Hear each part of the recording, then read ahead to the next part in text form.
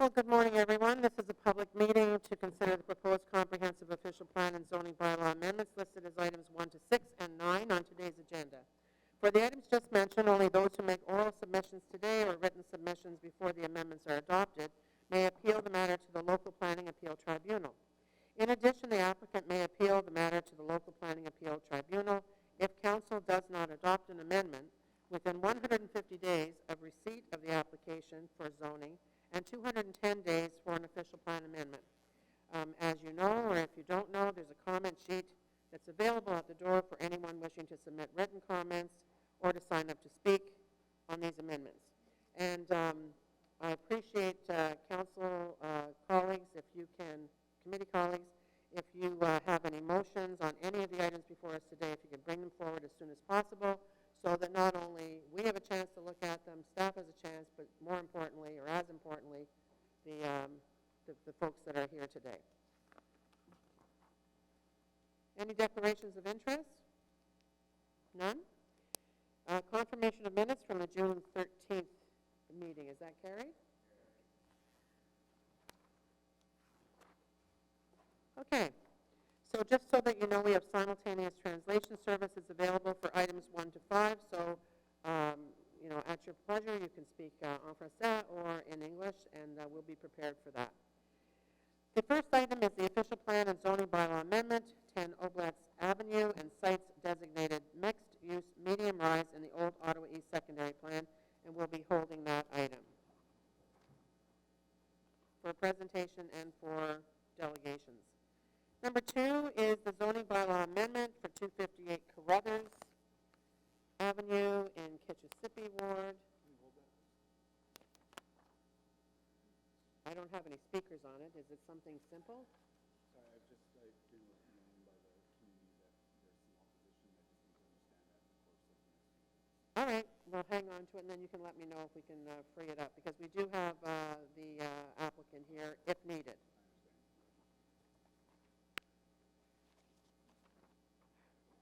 Okay, the third item up will be held because we have speakers in opposition, and the applicant on this item is the official plan and zoning bylaw amendment at 16 and 20 Hamilton Avenue. So that one is held as well. Item number 4 is 716 and 770 Brookfield Road, the zoning bylaw amendment.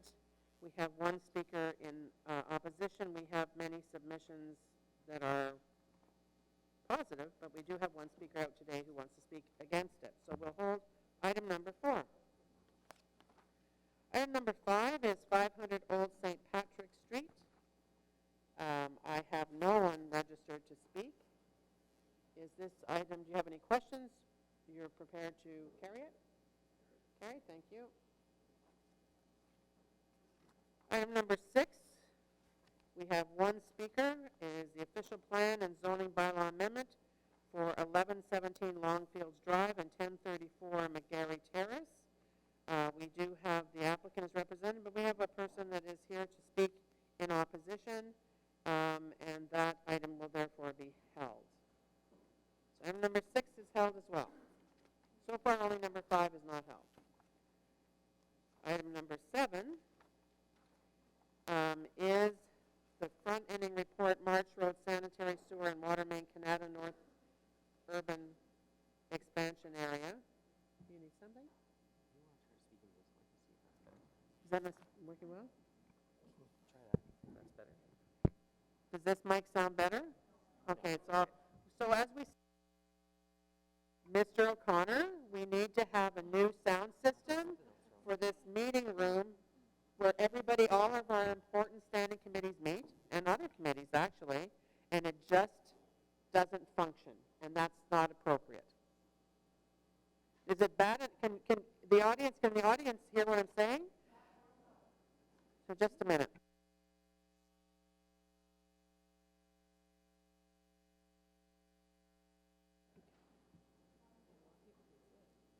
Yeah. I think I'm just hang on, everybody. Okay, just take a pause. I'm going to check into something.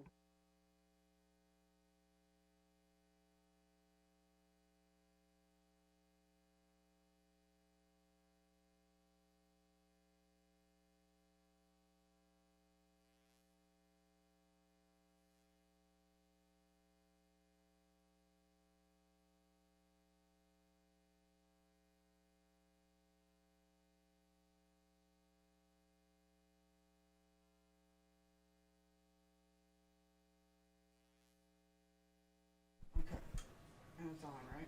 Yeah.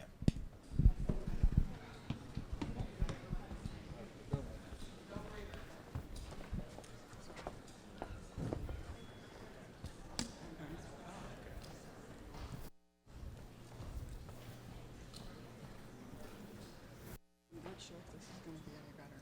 Yeah, I'm not. We can't pass that. No, Thank you. but, okay.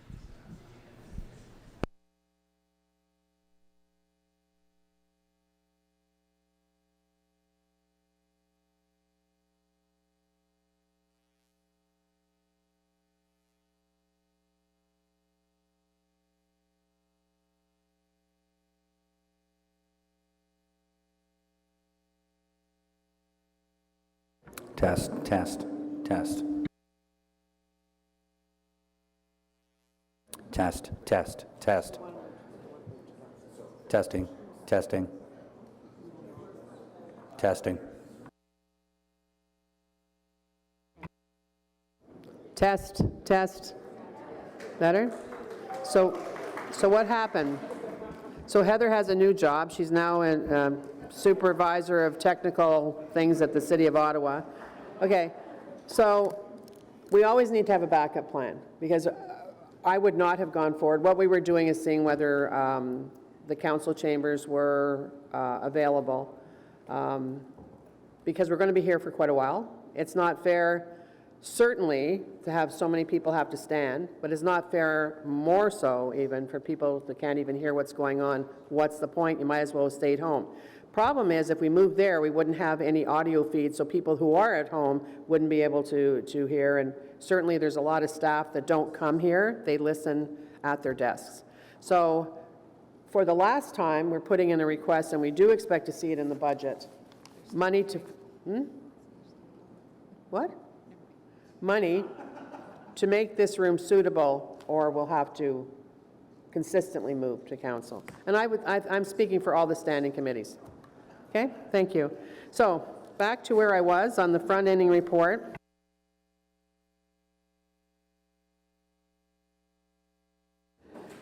John Riddell, are you here? John, are you here to speak on 7, or is it 8? Or is it both? No, I'm not 7. I'm in support, but I just got green comments. Is this the HST thing? It's the HST and the project. But I think that's number 8. What's your motion? Where's the motion? Madam Chair, if I may, I think it's both items that he has concerns with the HST, but the project budget for item 7 is, I think, what he wants to speak to. Okay. Is Mr. Riddell aware of the motion? For item 8, yes, he is. And you want to speak to something else for item number 7? Okay, then. Might want to go back to work, and we'll call you. Okay, we're holding number 7. Okay, Vice Chair Tierney. Vice Chair Tierney. On number 8, we don't have any speakers, but we do have a technical amendment, and this is the front-ending reports, Cambrian Road and Apolloon Way, Delphinus. I don't even know how these names come up. Then this is in Barhaven. Actually, it's in my ward. Bank Street and Dun Skipper Drive, Leitrim Road and Kelly Farm Drive, Robert Grant Avenue and Fernbank Road, Didsbury Drive and Campo Drive, Spratt Road and Borbridge Avenue, and these are front-ending reports. Great. Thank you, Madam Chair. I'll just go to the therefore be resolved that Planning Committee recommend to Council that the name Regional Realty be changed to Leitrim South Holdings Incorporated in the report. Yeah, and you have the second one. Okay, on that technical amendment, is that carried? Thank you. And we have a second technical amendment. Therefore, it be resolved that Planning Committee recommend to Council that the fourth recommendation be added to the report. 4, that the amendment to the front-end agreement for Shea Road Pump Station be authorized to increase the total funding envelope from $204,403 plus applicable taxes to $3,504,403 plus applicable taxes, and further be resolved that Planning Committee refer the additional reimbursement of HST to the General Manager of Planning, Infrastructure and Economic Development Department for resolution and report back to Committee and Council in the third quarter of 2019. Is that carried? Okay, on item number 8, the front-ending reports of all of those areas as amended? Carried? All right.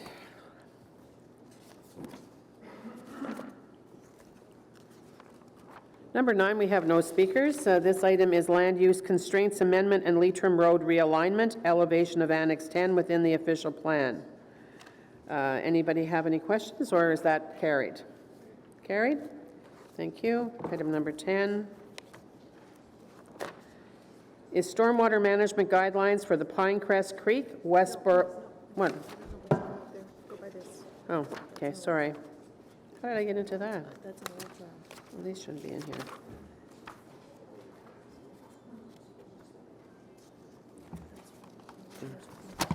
No, she's stuck my, just throw them out.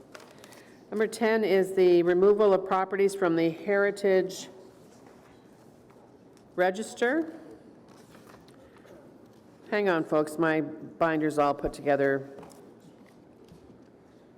bass-ackwards, as my mother would say. I'm gonna have to rip some stuff out. No, because I've got... Oh, Jesus. Okay, so the removal of the properties from the Heritage Register, 2016, 2018. This is like an annual reporting. Anyone have any questions? We have no speakers. Not a question, quick comment. These next two items, we should see in midterm governance if we can get these to go straight from built heritage up to council. I don't think they really need to come through planning committee. Anyways, comment. Okay, so we'll take note of that for the mid-governance. Good point. So is that carried? Carried, thank you. Item number 11 is heritage permits issued through delegated authority, 2017 to 2018. Is that one carried? Okay. Okay, item number 12 is Jeff Leeper special. Demolition control, 379 Wilmont Avenue. It was a notice of motion last time. And so, is this item carried? Carried. Thank you. Okay, so we'll go back to the beginning.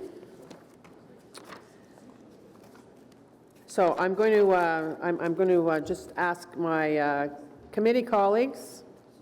As you know, at 12:30 normally I would say to you, do you want to break for lunch? I'm just asking you if you would like to make that decision now so that people who are here, it doesn't have to be at 12:30, it could be before that, okay? It could be like at 11:30 or noon. So right now is not an option, no. This is not school and there is no recess. Well, there is, but not today.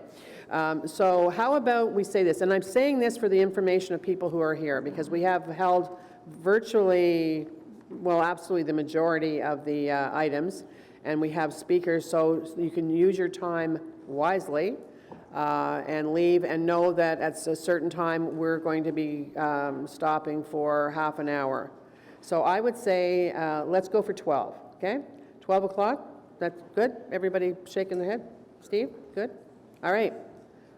Set your alarms. Okay, no matter what we're doing, at 12 o'clock, we're taking a break. Okay, so we have a presentation. As I was saying, we're going to have a presentation today, and Erin O'Connell is before us. She's the planner on this file, and with her is Doug James. Thank you, Madam Chair and councillors. Today we're discussing two particular items that pertain to the Greystone Village subdivision. Just a couple of points in terms of orientation. The Greystone Village subdivision is an old Ottawa East community between the Rideau River and the east side of Main Street. It's approximately 600 meters south of the Lees Transit Station. It's about 26 acres in size, 93 meters of frontage along Main Street, 475 meters of frontage along the Rideau River. The Des Châtelets building is central to the site. It's existed there since 1885, and it, along with the Ground Allée and forecourt, have been designated under Part 4 of the Ontario Heritage Act. There's a series of prominent trees that exist along the Grand Allée proposed to be retained, and the subject site includes up to 6 meters of dumped fill in some areas, which has had the effect of artificially raising the grade. This is the overall concept plan for Greystone Village. 2 buildings were recently proposed, one fronting on Main Street, which is known as Building 2A. I'll use the pointer there, 2A, and 2B circled in the red there. There's an 8-story building under construction right now as 225 Scholastic Drive, and a 9-story building under construction right now at 530 Demazedon in this area. 2A and 2B submitted zoning bylaw amendments and site plan control applications together in March of 2018. Through the course of the application review, issues arose with the interpretation of the secondary plan provisions related to permitted heights. A decision was made to apply for an official plan amendment to provide clarity for process purposes. As these height provisions only impact the permissions for Building 2B at the back, Planning Committee and Council on April 24th approved the zoning amendment for 2A. 2B, where the additional height is being sought, is located approximately 110 meters from the Des Châtelets building, which is located right here. The 2 processes before you today are an official plan amendment to modify wording in the Old Ottawa East Secondary Plan, and then a site-specific zoning amendment to 10 Oblates Avenue for the proposed building of 2B. So I'm going to start with the official plan amendment. There are 3 provisions in the secondary plan that I'd like to draw your attention to, and this is a Schedule A of the land use from the secondary plan. So the first provision that's relevant is within the land use and design policies, and it speaks to no buildings higher than 6 stories in the entire secondary plan area, except for those within the precinct that is known as Greystone Village or the mixed-use center area. The second provision that's of relevance is that building heights within the medium-rise area will not exceed 9 stories. Now, within Greystone Village, there's 2 medium-rise areas. There's a mixed-use medium-rise area and a residential medium-rise area. So the mixed-use medium-rise area, which we're going to be talking about today, is located in the center area of the portion there, and it's sort of a hot pink color on the schedule. The residential medium-rise is the brown color that's adjacent. So, and then within the precinct-specific policies of Greystone Village, there's a reference to a range of building heights between 5 and 9 stories for the residential medium-rise. That's the area shown in brown. There's also a provision that related zoning will reflect transition between heights in this range and buildings in proximity of lower heights. But the policies are silent in terms of a reference to the mixed-use medium-rise designation, except for it belonging within the precinct of Greystone Village and the parent reference in relation to the medium-rise areas. So the contradiction or the conflict in policy is that within the general provisions, there's a reference to both 6 stories and a 9 stories height limit. Also within the secondary plan, it speaks to a variety of residential building types and tenures, complementary architectural treatments, compatibility and transition, and maintaining public access through the site. So now going to the zoning provisions. So this is a slide showing the zoning that's in place right now overlaid with that secondary plan designation. This zoning for Greystone Village was approved in 2015. So there's a few provisions that I would just want to touch base on. The traditional Main Street zoning was put in place for this particular policy or project. That's traditional Main Street with a height limit of 20 meters for the parcel along Main Street. The residential 5th density designation or zoning was put in place on this site here with a maximum building height of 32 meters. And the area around the Des Châtelets building is zoned for general mixed use with a specific height limit based on the height of the Des Châtelets building. So it was put in place with a height above sea level in the zoning to reflect that height of the heritage building. Back to the official plan designation, or in the mixed-use medium-rise, that pink area that we were speaking of, is also zoning that permits a park block. There's zoning up for up to 11 meters for the area that surrounds the forecourt of the Des Châtelets building. And there's also zoning related to a series of townhouses that are under construction right now. The brown, to remind you, is where 9 stories is permitted in the secondary plan designation, and the orange designation in the secondary plan is traditional Main Street, which reflects heights up to 6 stories. So in terms of the staff recommendation, first want to point out that the original application to staff was to reference the general provisions in the secondary plan, that they not exceed building heights in both medium-rise areas not exceed 9 stories. Because there is a mixed-use medium-rise area up here, known as 4 Man Street. That site was initially signed and notification was sent out related to that. but the staff recommendation now is not to the general provisions, it's to the specific provisions within Greystone Village. So we're not recommending any changes in the secondary plan to that 4-man avenue. So I just wanted to point that out. We're recommending 2 changes as part of the official plan. One is that a range of building heights between 3 and 9 stories be permitted for the mixed-use medium-rise designation within Greystone Village, that pink area. And then to strike from the general provisions that building heights will not exceed in the medium 9 stories because it's not required. It's irrelevant if you go to the more specific provisions related to Greystone Village. And why we're doing this is a few reasons. There is an obvious issue with clarity in the plan currently, and that 2 reference to 6 and 9 stories. The official plan speaks to mid-rise buildings as being up to 9 stories. There's permissions already in place that council has approved with regards to building heights that exceed 6 stories within this designation. And this is a not as a right up to 9 stories across the board. There's zoning provisions that still exist within there, and there's a provision in the secondary plan that relates to transition and compatibility.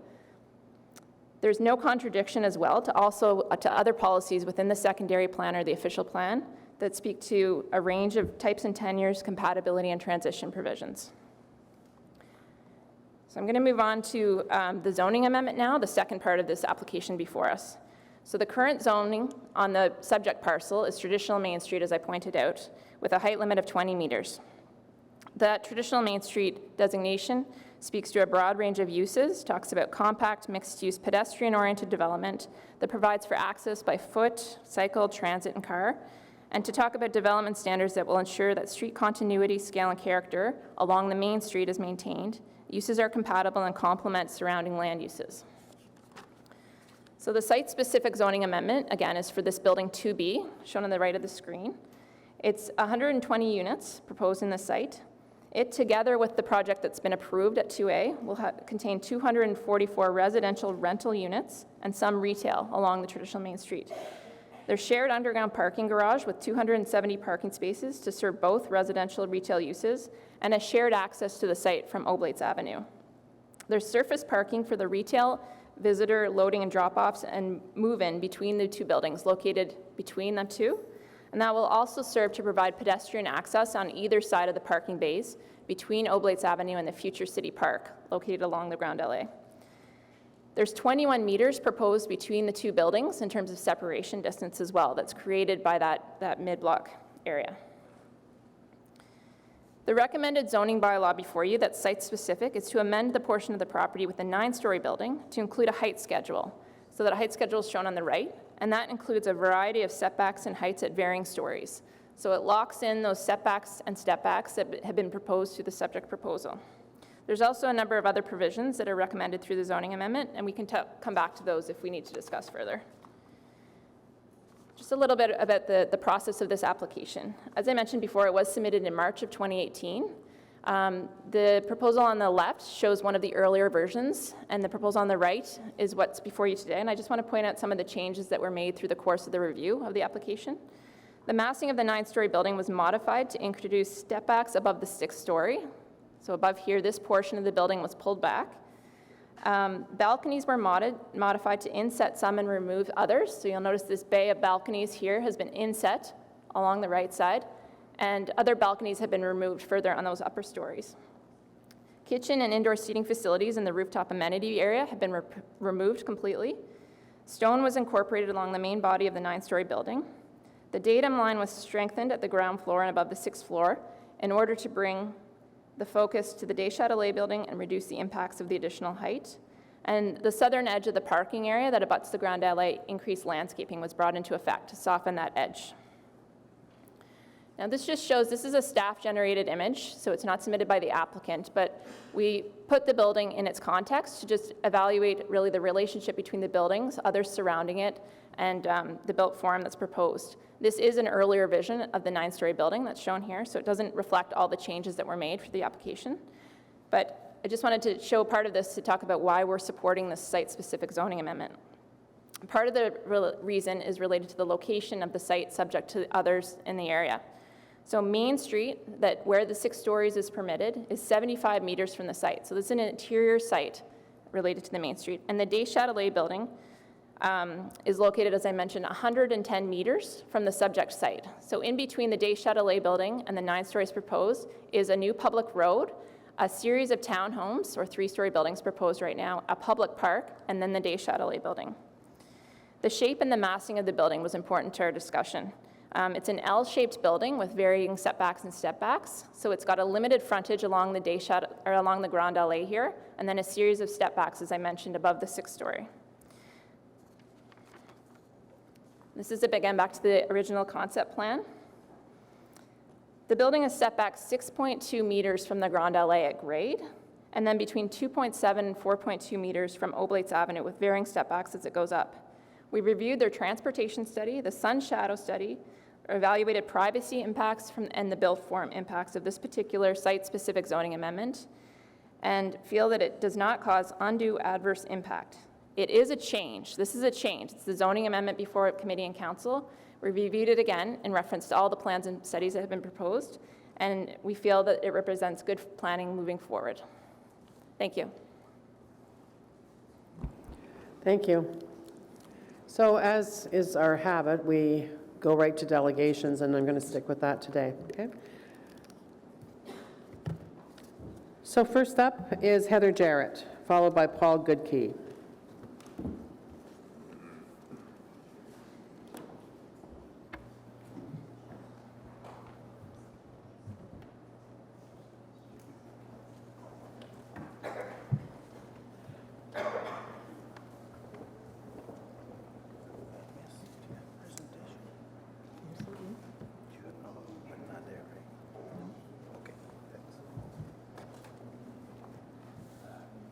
Okay, just for everyone's information, so I don't have to repeat it, everybody has 5 minutes to speak and 5 minutes only.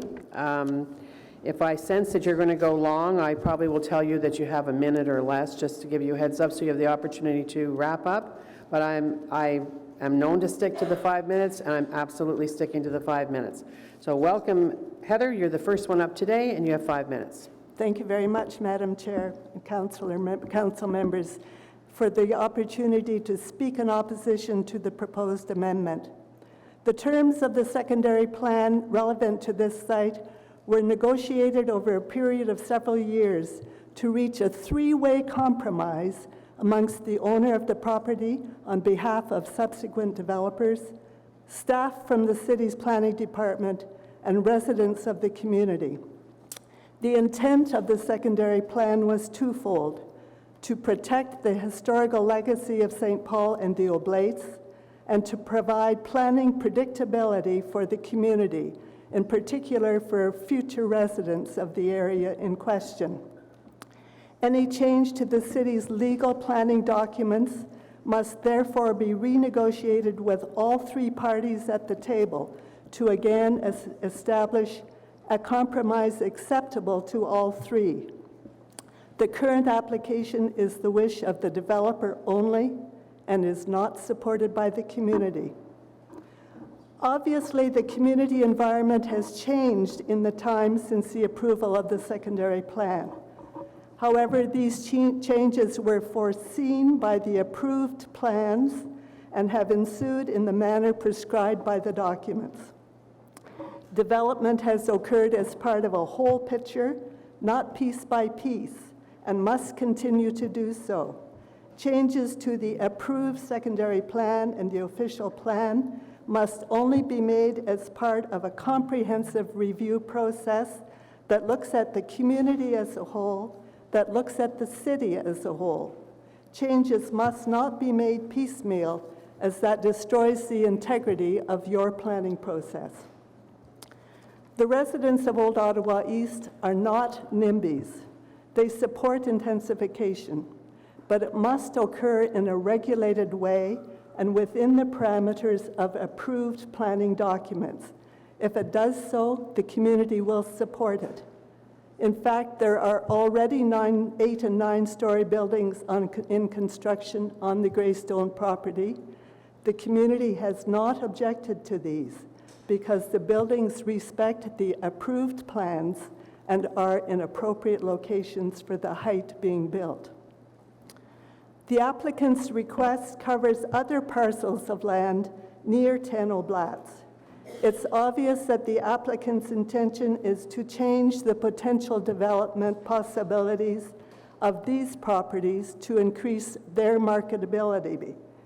The community is justified in fearing that any developer might then cover the land with additional tall buildings, totally inappropriate for these locations. The planning rationale for the Greystone site was that heights of the buildings would slope gradually towards the river, with the Deschâtelet building being the focal point and the tallest structure between Main Street and the Rideau River. This was to ensure a degree of relatability between the structures. The increase in height proposed as a zoning amendment negates that rationale. This application should be rejected for ignoring the intent of the community design plan and the resultant secondary plan.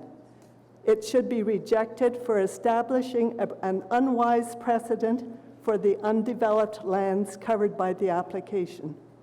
It should be rejected for again attempting to destroy the trust of the community in the planning process. Half a minute. This is not just a technical issue. This is a moral issue. 1 minute. You have approved zoning and secondary plans to provide predictability and assurances to the citizens you represent.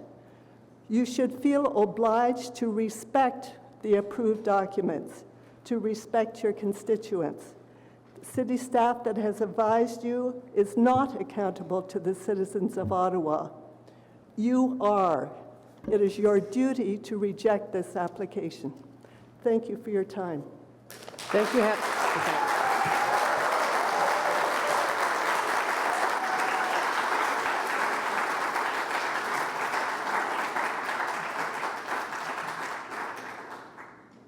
I hope that felt good because it's the last time you're doing it. I have a question for the delegation, please. Just a minute, Vice Chair. Didn't occur to me to mention the fact that we don't applaud, nor do we boo. We treat people with respect, and I know that you're happy about what Heather had to say. You can put your hand, well, I think the rule at the, what we did with the Salvation Army is we said if you really, really supported it, for the 300 people that came out, you put your hand up and you know, like this. Something silent, but that's not happening. Okay? So, Heather, come on back up for a minute because Vice Chair Tierney actually has a question. And then Paul Goodkey, you might as well come up on deck. Where are you, Paul? I see you. And following Paul is John Dance. So, Heather, question from Vice Chair Tierney. Great. Thank you very much for the presentation, and clearly you've come together with a really good campaign here. How many stories would you be satisfied with? 6 stories. Okay, 6 stories. Yes. And on the campaign front, I see a lot of bright green. Thank God it's Sunglasses Day today, National Sunglasses Day. Great shirts. Where did these shirts come from? Whose brainchild was this? Good job. That was it. Thank you, Madam Chair.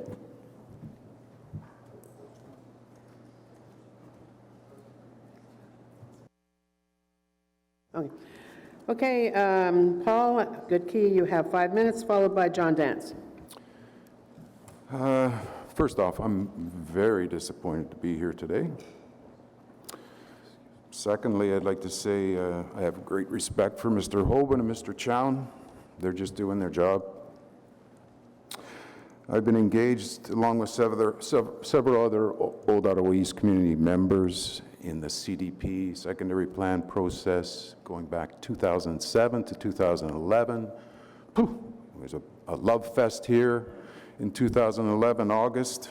I was engaged after with the institutional properties. They were sold. We were sold to the sisters, sold to domicile, and the Oblates sold to regional.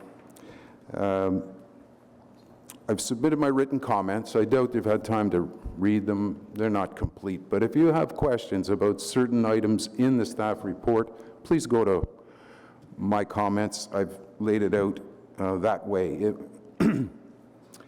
I didn't know I'd be speaking second today. I pulled out this document, had it scanned. I don't know if you have it. I don't know if it's able to be up there. I guess it is. There it is. Okay, so I've been involved for a long time. This is the concept plan, May 21st, 2014. On the subject property, shows those two brown, everybody see those brown ones? On the subject property, those are indicated to be 3 stories. Can't maybe read it, but look at the actual document that I've passed on that was scanned. And then you have the frontage properties that are 6 stories. So there's four separate buildings on that. There's lots of concepts as we went along, or as regional went along, but they never got higher than 6 stories and never got less than 2 buildings. So I just can't accept this fact that they've put the premise out there that they could build a shoebox. That's what they could build. Okay. I doubt the URDP would be really happy about that. I guess the question, I got to be brief, I only got 5 minutes. The real question is, how do we get from this concept with the high-rise buildings where they should be, 9 stories in the south, even that C1 building on this concept is 6 stories. We've got the same townhouses in front of the Deschâtelet. We've got one building that's 6 stories and can't be any higher than 83.7, which is the height of the Deschâtelet building. How do we get to 9 stories that's 14 meters above the Deschâtelet building? I was going to talk about the URDP comments. I know they don't really mean anything, but believe me, they were disregarded in this process on the subject property. How many minutes have I got left? 1 minute and 4 minutes. I don't know what else to say. I'm basically, this makes me sick. And I've told Murray Chown that when I came in this morning. I couldn't help but doing so. I don't think I've got anything else to say. I'm just really, really, really disappointed that we've gone from this concept to an approved concept, having 2 buildings on this property, 6 stories high, and they've got the density over the overall site. And the old Ottawa East Community Association said back in 2015, when that concept was approved by council, we're happy the taller buildings are where they should be. And now we have a 9-story where it shouldn't be. Thank you very much. Thank you. No questions? Thank you. Mr. Dance, John Dance, followed by Phyllis Odenbach Sutton, who's president of the Old Ottawa East Community Association. And Mr. Goodkey, we did read, I certainly did read them, and I know what you're talking about. We made it easy with the pages. It was really appreciated. Thank you. Mr. Dance? We'll wait till we get the presentation up, please. Whenever you're ready. No, there's no audio in it. It's a PowerPoint. This is it. Good, thank you. Oh. Can I click it? Yeah. Thanks, Eric. Thank you very much, Chair. Back in 2012, I think a few of you were there at the planning summit that the mayor had. We need greater predictability and certainty when it comes to development in our city. We all heard that. Maybe the planning department didn't, regional may not have, but the rest of us heard that. We believed Mayor Watson. Key dates in this effort are that in 2005, the CDP process began in Ottawa East. 2011, the CDP secondary plan were approved. 2015, Greystone Village was rezoned, and here we are 4 years later, regional saying, oh no, we didn't mean that. We want a 50% increase in front of Deschâtelet. Okay, that's what's happened here.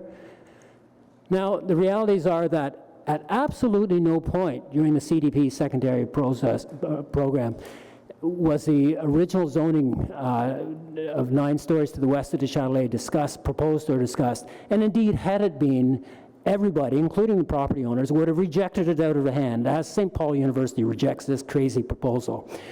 So let's just be quite clear that this was never in the 10 years of preparation of CDP, secondary plan, and the rezoning, was this ever discussed. Secondly, who was involved in this process ever heard of it? I mean, nobody heard of this. City staff cite the ambiguity of the secondary plan, but there was absolutely no intent to allow more than 6 stories west of the Châtelet. Staff didn't even check with the proponents, even their own staff, I'm sure, within the proponents of the CDP secondary plan, to determine intent. They simply decided with the developer's official plan amendment proposal. How is that good planning? You know, Ms. O'Connell speaks of this as being good planning, but it is not good planning when you don't consider what the intent was. Just look at, this is a picture of what the demonstration plan, approved by the people who sold the property at discounted price because they didn't want big buildings.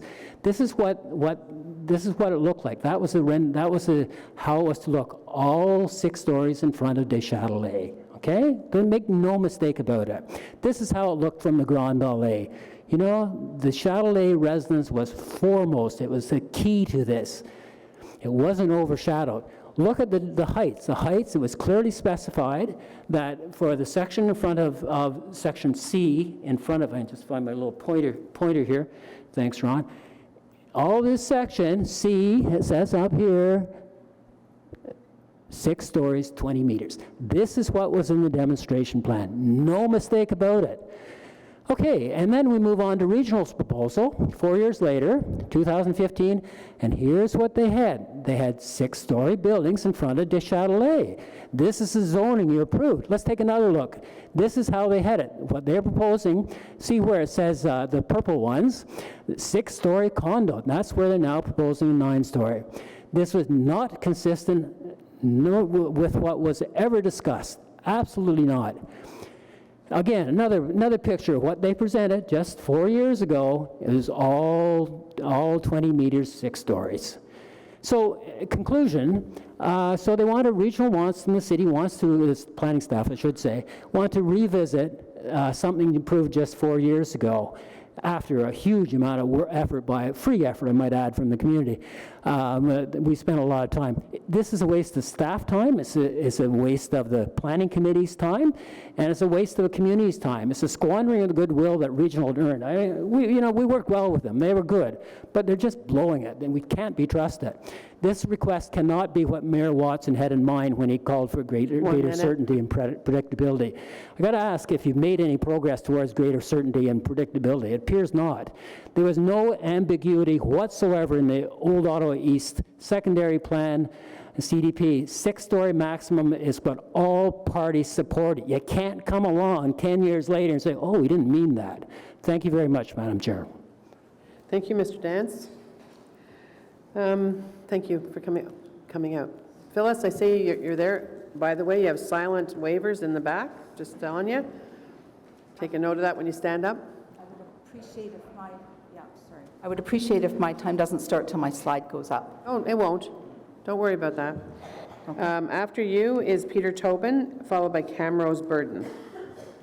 So whenever you're ready, just relax. 5 minutes doesn't start till then. And there was thank you. Sorry, how does this work? This is just one slide. Yeah, it's one slide. Can it be made any bigger than that? No? Okay. Good morning. My name is Phyllis Odenbach-Sutton, and I am the president of the Old Ottawa East Community Association. Why are we so opposed to this change? There are a number of reasons. I would like to focus on several key ones. Number one, respect for heritage.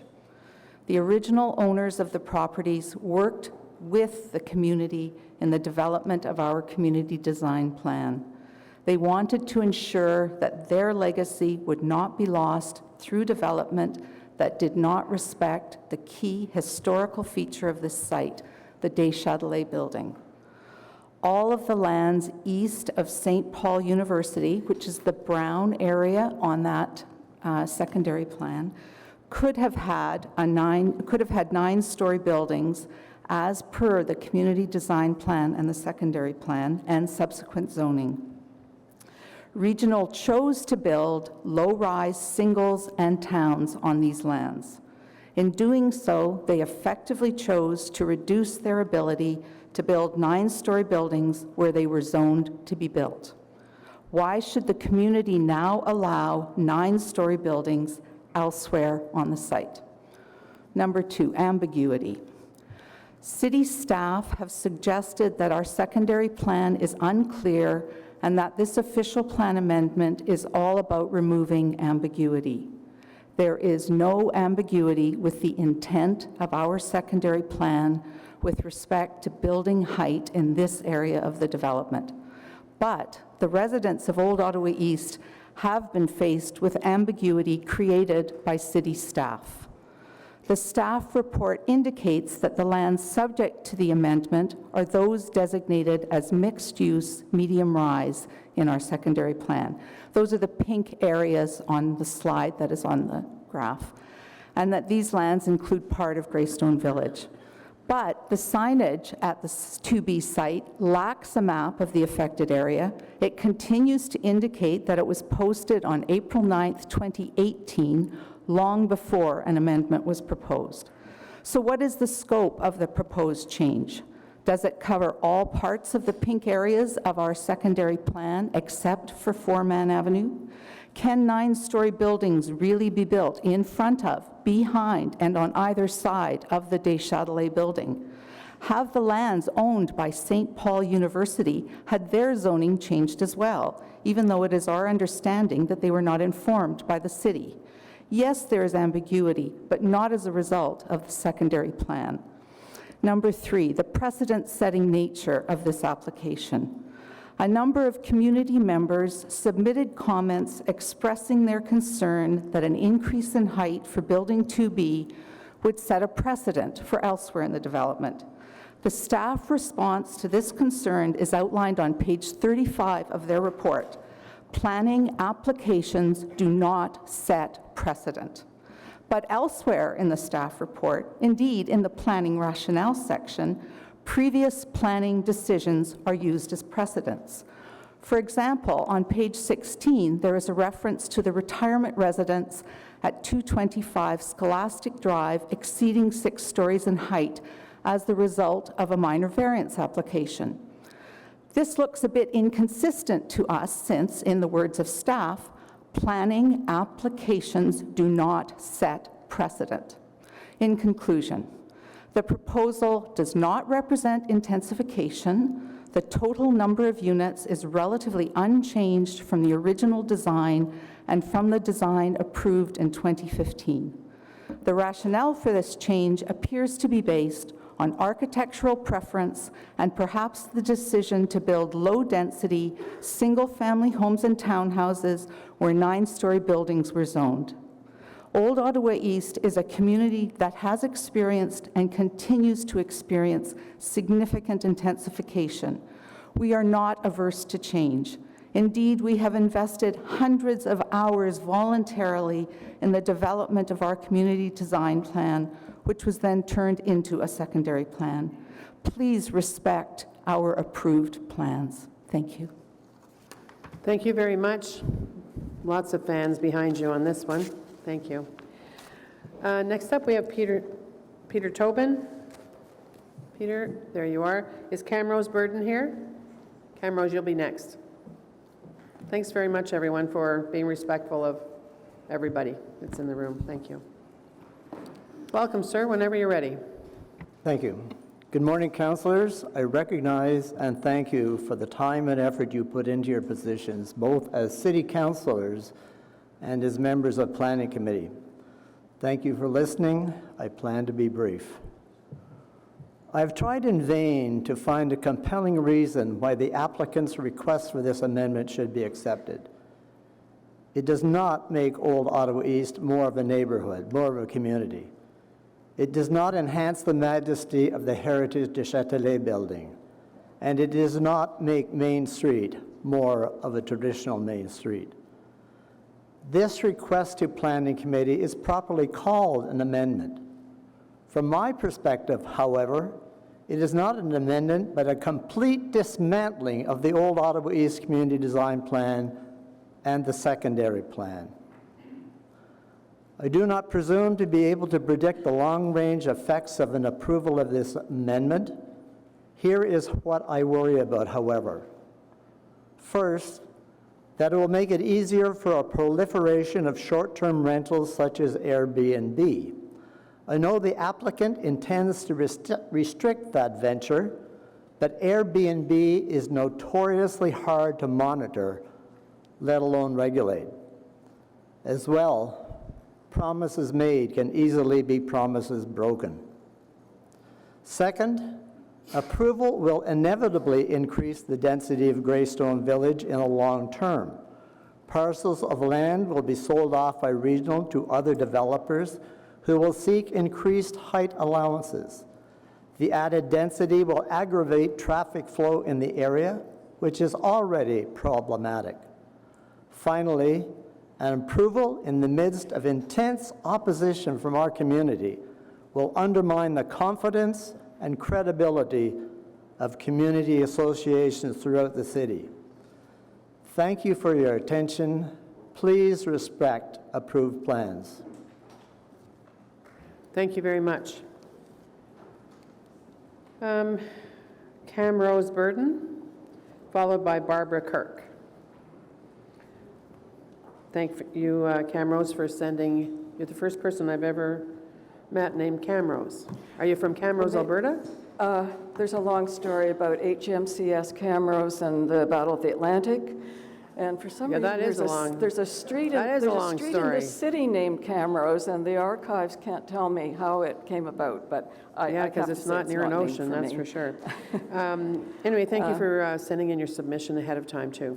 Just a moment, I'm having some trouble here on hearing. Oh, I think I'm on the wrong channel. Okay, I think that's better. Are we ready now? I'm ready whenever you're ready. Okay. Good morning, everyone, and thank you very much for your time. I will be brief because much of what I was going to say has been covered so very well by those who spoke before me. I would just like to mention that I will focus on the fact that I am a resident owner of the Corners on Main condominium building, which is located at 11 Oblats Avenue, which I think that address does not appear in the documentation, but it is directly facing 10 Oblats. So naturally, I and other resident owners and residents are directly affected by this. It is very disappointing, to say the least, that we should see this request coming from Regional at this point. At the point at which I bought on paper, which was in 2015, all the representation that had ever appeared of what was planned for the adjacent Greystone project indicated 6-story buildings across the street. And that was acceptable. And that also respected the approved secondary plan. So that was an important fact for me in my choice to buy.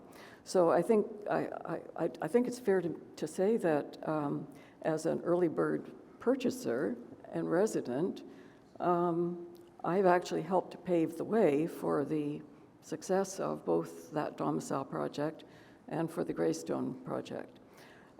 So I have put a lot of faith in both developers, as did the media, as did many others, and I think that Regional certainly has deserved its reputation for dealing in good faith with the community. This proposal, however, is a departure from that. So how much time do I have? We'll have 2:38. So I would also just like to mention concerning the concern about impact on future building approvals. Let's say it would not set a precedent. Let's say instead that the result of approving these changes would be a change in the context that would be applied to consideration of the next proposal and the next proposal after that and after that. You don't have to call it a precedent, but you can see how it would cumulatively,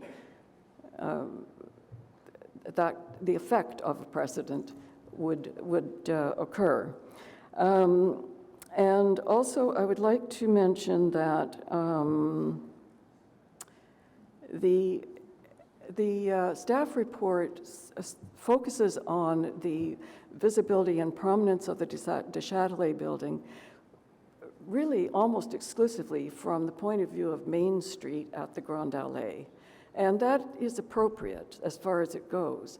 But surely we should give some consideration to other viewpoints, a pedestrian on Oblatz Avenue, a pedestrian on the Grand Allée closer up with this tall building beside. So I would just like to ask you to consider that, to consider all the other points that have been mentioned prior to me, and respect the secondary plan. Thank you very much, Camrose. Thank you. Barbara Kirk, followed by Alexandra Grupka Macaulay. I'm not even going to ask whether I said that right. Barbara, welcome. Thank you for sending in your submission. Good morning, Madam Chair and members of the Planning Committee, ladies and gentlemen. Thank you for allowing me to speak in opposition to this proposal. My name is Barbara Kirk. I live on Graham Avenue in Old Ottawa East, and I've actually been a resident in that area for over 60 years. Our little area of the city was, for a long time, a very quiet place that nobody really paid much attention to, except if you were trying to get downtown fast via Main Street, or possibly you're familiar with the Green Door Restaurant, very popular spot. However, all that changed when these lands became available for development, and faced with those significant changes to our community, as you know, there was a process that occurred over a period of several years, and that an agreement was reached. It was a deal. Regional was part of the deal, and the deal was approved by the council. Now they're coming back questioning, well, conformity on one aspect. Another clause is seeking to change the approved plans. And this is the aspect of Regional's application that I'm objecting to, as well as other areas my colleagues have mentioned, but the breach of trust on Regional's part for not honoring the deal. And I worked for about 20 years in the field of collective bargaining in the federal public sector. And you all have experience as well in bargaining at the municipal level, at the way the process works. Parties propose changes, they discuss counter proposals, and they make trade-offs and concessions. But they bargain in good faith because everybody wants a deal in the end. And for you as elected officials, you yourselves, you're in office because the people in your constituencies voted for you, because I thought you were the best person based on your values and your principles who would represent them in office. This was, in effect, a social contract that you have with the people in your constituency. It's a pact, and you would not expect to break that pact, the trust that your constituents have in you. So the Regional's proposal, this deal that they agreed to and that was approved, constitutes a breach of trust. It's kind of like bargaining in bad faith. And you'd wonder how little moral and social responsibilities certain developers have if they continue to make deals and then come back and ask for more changes. If you vote for this amendment, it's almost like you're condoning the behavior that it's okay to make deals because developers are going to come back anyway, so it doesn't really matter. So in conclusion, I would respectfully urge you to deny this application and respect the approved plan. Thank you. Thank you, Ms. Kirk. So, Alexandra? Is it Grucha or is it Gruka? Was I right? Grutza. Gruka? Macaulay. Welcome. Thank you. I meant to ask Ms. Kirk, you said what street you live on, but I didn't hear it. Granham? Thank you. Thank you. Welcome. Thank you. Good morning. My name is Alexandra Grutza Macaulay. My husband and I purchased a new build home in Old Ottawa East 4 years ago in near proximity to Greystone Village. We love our new adopted neighborhood of Old Ottawa East. Our move was based on a careful study of Old Ottawa East's character, as well as planned developments and changes expected to take place in the community. Before moving to our home in the Old Ottawa East, we spent over 20 years in the beautiful community of Beaverbrook in Canada North. While raising our children in Canada, we experienced massive development and change throughout Canada. Some of these changes were welcomed by residents, but many developments were contested as not respecting zoning and community character. In these cases, residents would hear the same repeated refrain: if the land were to be purchased today, whatever amendment under consideration would not be allowed. However, the developer purchased the land many years ago, and permissions for development have been grandfathered. Imagine our delight then when we saw how very different would be the planning scenario governing the Greystone Village development. We were well aware that times had changed. This was newly purchased land, no more grandfathering. We attended all community consultations related to the urban park at De Châtelet, as well as the opening of the Greystone Presentation Centre, where the plans for the development were on full display. It was like a breath of fresh air. Clearly, all stakeholders were coming together in productive collaboration.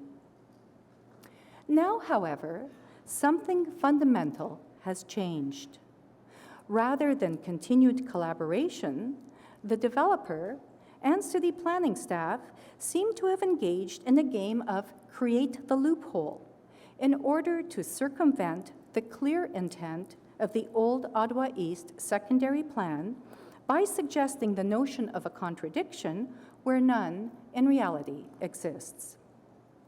With respect to the property in question, Block 2B at 10 Oblatz, when the secondary plan is read in its entirety, there can be no doubt that beginning with the notwithstanding clause in 10212, the plan intends a 6-story height limit for this property, and indeed all properties in this quadrant.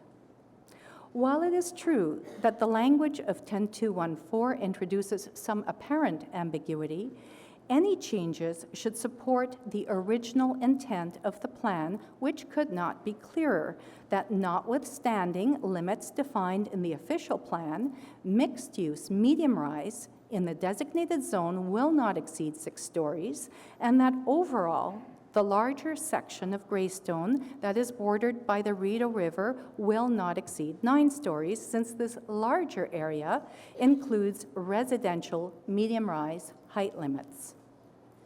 The community of Old Ottawa East has a carefully thought-through secondary plan. There is a new developer for the newly purchased, deeply historic Oblate lands.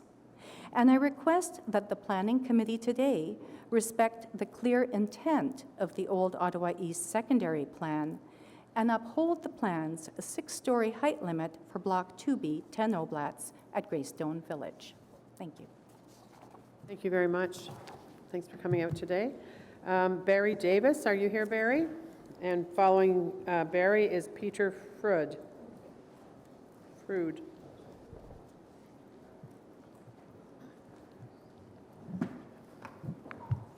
Thank you, Madam Chair and councillors. I'm a cyclist. I live on Glengarry Road, and this intersection, Main and Oblats, is part of my regular route. I share the sense of being let down that my neighbors have, and I don't think that our few remaining heritage buildings should be obscured. But my specific point today is about the pedestrian level wind study that was submitted February 20th, 2018, and in particular a sentence, page 11 and in the summary, quote, excluding anomalous localized storm events such as tornadoes and downbursts, no areas over the study site are considered uncomfortable or unsafe. And to me that says, except for the bad stuff, there's no bad stuff.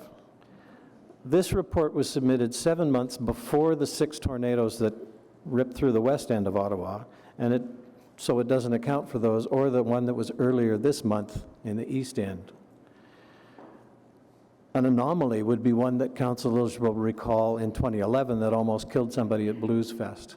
My point is that I don't think these are anomalous anymore. I think they may be considered low probability, but shouldn't be excluded from planning studies.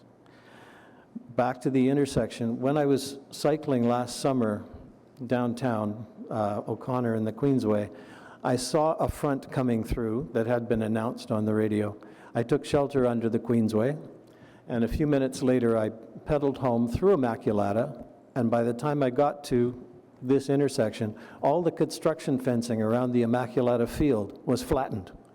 They were getting ready to work on that field, and they'd set up this stuff. It was all down. Because of the way the buildings and the field work, any strong winds from those directions are shearing abruptly at the domicile buildings, and that effect is going to increase as development is built further along Main Street. I think that intersection is already feeling like it can be a hazard, and I don't think that hazard should be lost in a wash of seasonal averages. Thank you. Thank you very much. Peter Frood, followed by Lorna Kingston. Thanks for sending in a submission ahead of time, Peter. Thank you. You got it right the second time. Frood? Frood, yeah. Thank you, Madam Chair. I think the value, perhaps a perspective that I can add to this discussion is really focused on the heritage aspects and the impact of changing the planning from the anticipated 6 to 9 floors, and a consideration of that in relation to some of the other building which is going on in the area. I'd just like to say that my wife and I are residents of the Corners on Main. We moved in basically in July and arrived from Kuujjuaq, Quebec, and doing that. And the method in this is that we needed to be closer to our grandson, who's sitting in the back there, and the people who take care of him. So it's sort of family attractions. In a former working life, I played a leadership role with Parks Canada in finalizing the implementation of the standards and guidelines for the conservation of historic places in Canada, and also working with all provinces and territories to have the standards and guidelines adopted. The standards and guidelines is really a benchmark for sound conservation practice in Canada. It talks as a document about the notion of a cumulative impact, and it also includes a specific standard related to additions to historic places or additions to an environment which have an impact on a place. And I would suggest to the committee that there are cumulative impacts and significant ones which are underway with the site, specifically with reference to the Deschâtelet building, which is a designated building and protected under the Ontario Heritage Act. But also, just as a reminder, St. Paul's and Sacré-Cœur are both on the municipal register of historic places. which provides a very modest level of protection, but it does say that these are important buildings to the history of Ottawa. Now, just looking at it, the elements that I would see that would be part of this would include, starting off with the retirement home. It's nominally lower than the Deschâtelet building, but not by much. And it's extremely close to the Deschâtelet building. And the overall impression is that that structure is I look at it and it's bullying and swarming for the Deschâtelet building. It's having an impact on it, and it's an impact on its significance. And it's an unfortunate planning decision that was made, but that's a reality. There's, certainly on the particular site with the planning, there's the proposed townhouses, which will end up looking sort of like a palisade of townhouses around the Deschâtelet building, and the view plane, which the heritage consultants have focused on, is actually very, very narrow, and looking at it. The addition of another 3 floors to Block 2B just reinforces that process, and it's further reinforced by the 9-story building and the other structures which are planned for adjacent to St. Paul's University. At least those buildings are somewhat removed from St. Paul's and showing a little bit of respect for the building, but they nevertheless have an impact and contribute to the overall, the overall cumulative impacts on the particular designated building, the Deschâtelet.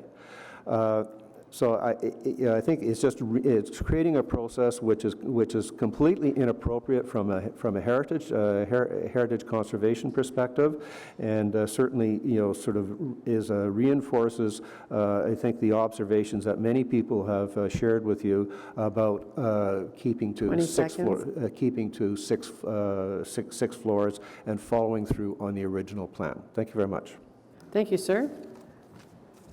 And I don't blame you for following the grandchild. The irony is that my grandchild Logan is a student he just started school at the Francophone school and just around au cœur de ville. And if the negotiations with the school board continue, that he could well be a student in the Deschâtelet building if it is used as a school. So that would be wonderful. We're rather invested in the community. Thank you. I just wanted to point out to committee members that we have Ms. Sally Coots is somewhere here in the room. Should you want to follow up with any heritage questions from one of our heritage experts. So, as I said, our next speaker is Lorna Kingston, and after Lorna, we'll hear from Karen Dufton. Karen is the president of the board of directors of the Corners on Main. Welcome, Lorna. Thank you, and thank you, councillors. First of all, I want to congratulate Regional Group for their cooperation with the Old Ottawa East Community Association when the project was initially launched. A number of articles extolling this cooperation appeared in the Ottawa Citizen. An article in November 21st to 14th issue of the Citizen by the editor of the home section stated, "The community has worked with the developers to create a village vision for the lucrative chunk of land between Main Street and the Rideau River." The editor goes on to say that the Greystone Village was designed in close collaboration with the Community Association, which spent 5 years holding public meetings and drafting a community development plan. Further on in the article, it states that Regional presented its plan to the community and met loud applause. And the Capital Ward councillor, David Ternachenko, stated that Domicile and Regional read the community design plan and understood what the community wanted with sustainable living and came forward with proposals that were compatible. And I quote him here, "We will be getting intensity without going high." That is very good. The Ottawa Citizen published 3 articles featuring the Greystone project. in 2014, 2015, and 2016, all extolling the cooperation between the developers and the community. People like me read those articles. We looked at the community development plan. We heard about how there was cooperation between the builder and the community's development plan. We believed what we read. We believed what we saw in the presentation center, which was 6-story buildings in that space. They believed what David Chernachenko said about the intensity without going high. They believed that this community had a community development plan that would be respected. What happened to this cooperation with the community and the community plan?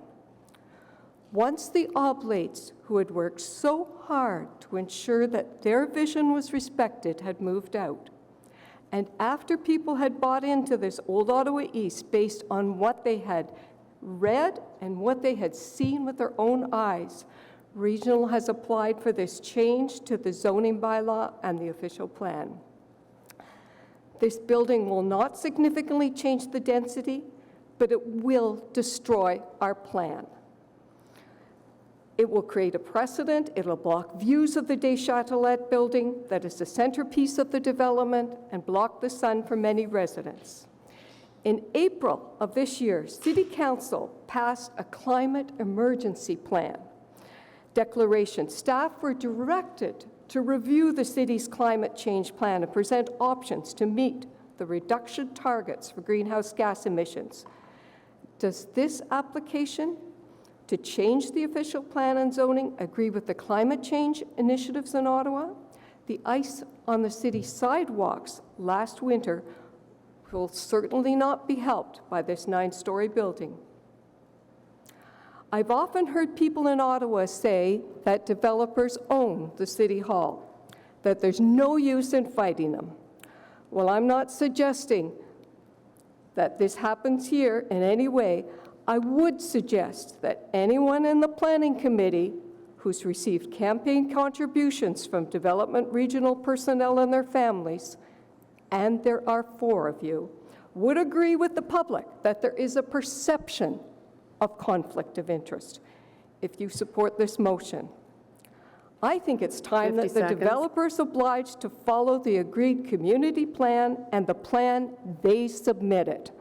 And I think voters would agree with me. Thank you. Karen Dufton, please, followed by Ron Rose.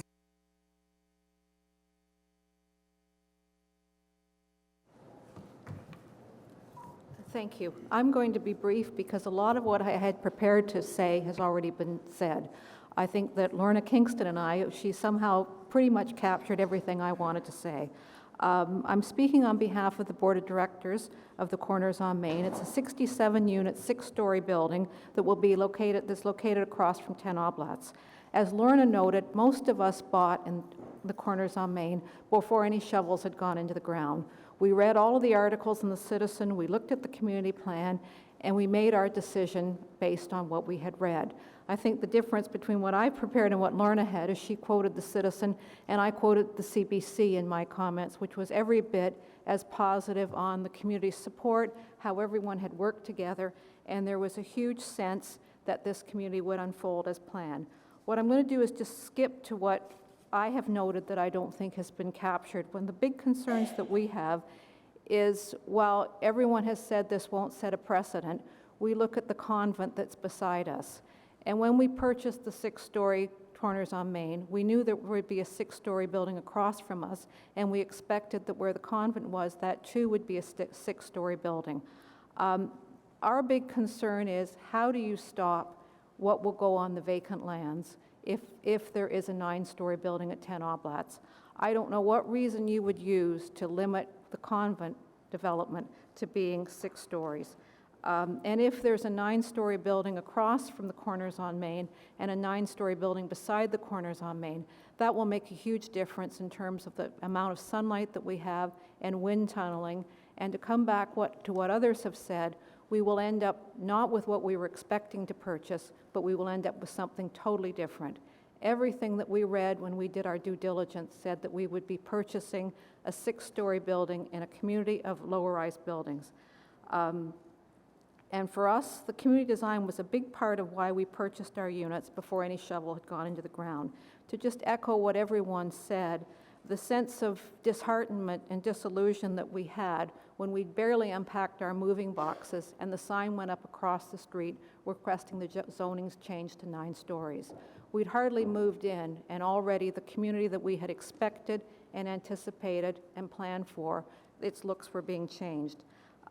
We totally support the views of the Old Ottawa East Community Association, and we sincerely hope that city officials will genuinely consider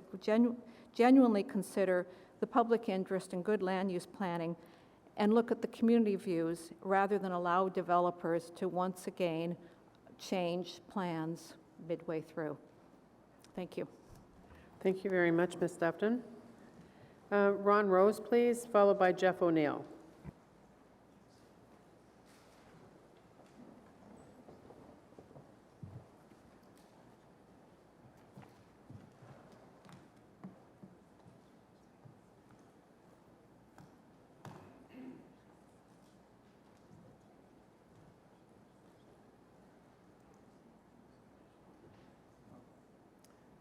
So, sir, can I ask you to turn that other mic off because, and late breaking news on the mics.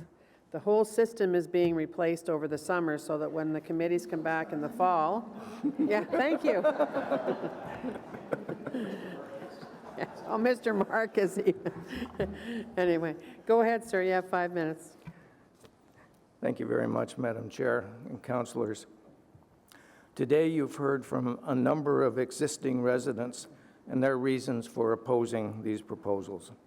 It's also important to provide the view of those who were involved in the original plan, especially when it comes to the area between the Des Châtelet building and Main Street, as well as the importance of preserving the Grand Allée. The original parties were the city, the community, and the landowners. Clearly, the city did not foresee buildings higher than 6 stories because the demonstration plan they initially prepared showed only buildings lower than the Des Châtelet building. The Community Association did not want tall buildings in that area, and we've been pretty clear in expressing that view today. The landowners at the time wanted low buildings and respect for the views of the Des Châtelet building. You have in your package a letter from the rector of the University of St. Paul, one of the original owners of the institutional lands and the current owner of some of the lands that will be affected by this amendment.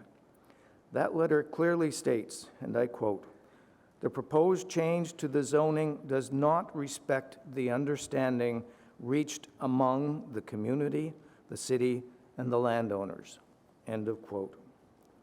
The rector also states, again I quote, "At the time, considerable resources were invested towards the development of a demonstration plan for the institutional lands which would preserve the Des Châtelet building and the Grand Allée leading up to the Des Châtelet," end of quote. Therefore, it is clear that none of the parties participating in the original drafting of the community design plan wanted buildings greater than 6 stories in this area. It is also accurate to say that none of the parties involved in the 2015 bylaw application requested buildings in excess of 6 stories in front of the Des Châtelet building. I also want to discuss the matter of predictability and the difficulties caused by ad hoc rezoning. Each member of this planning committee has community associations. Each of those community associations has people who spend a lot of time developing plans for their community, and they expect to hear certainty. I want now just to play a clip that records a conversation between the chair of the Planning Committee many years ago and the city planner, as the chair was looking for certainty that there would not be developers come back looking for greater heights.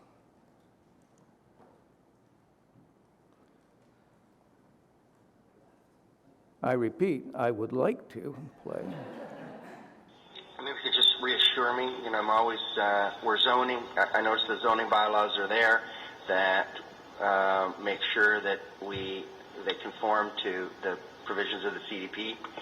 There were, are there any, and I think I've read through the CDP, but are there any areas where there's potential for increased height that the zoning doesn't contemplate that?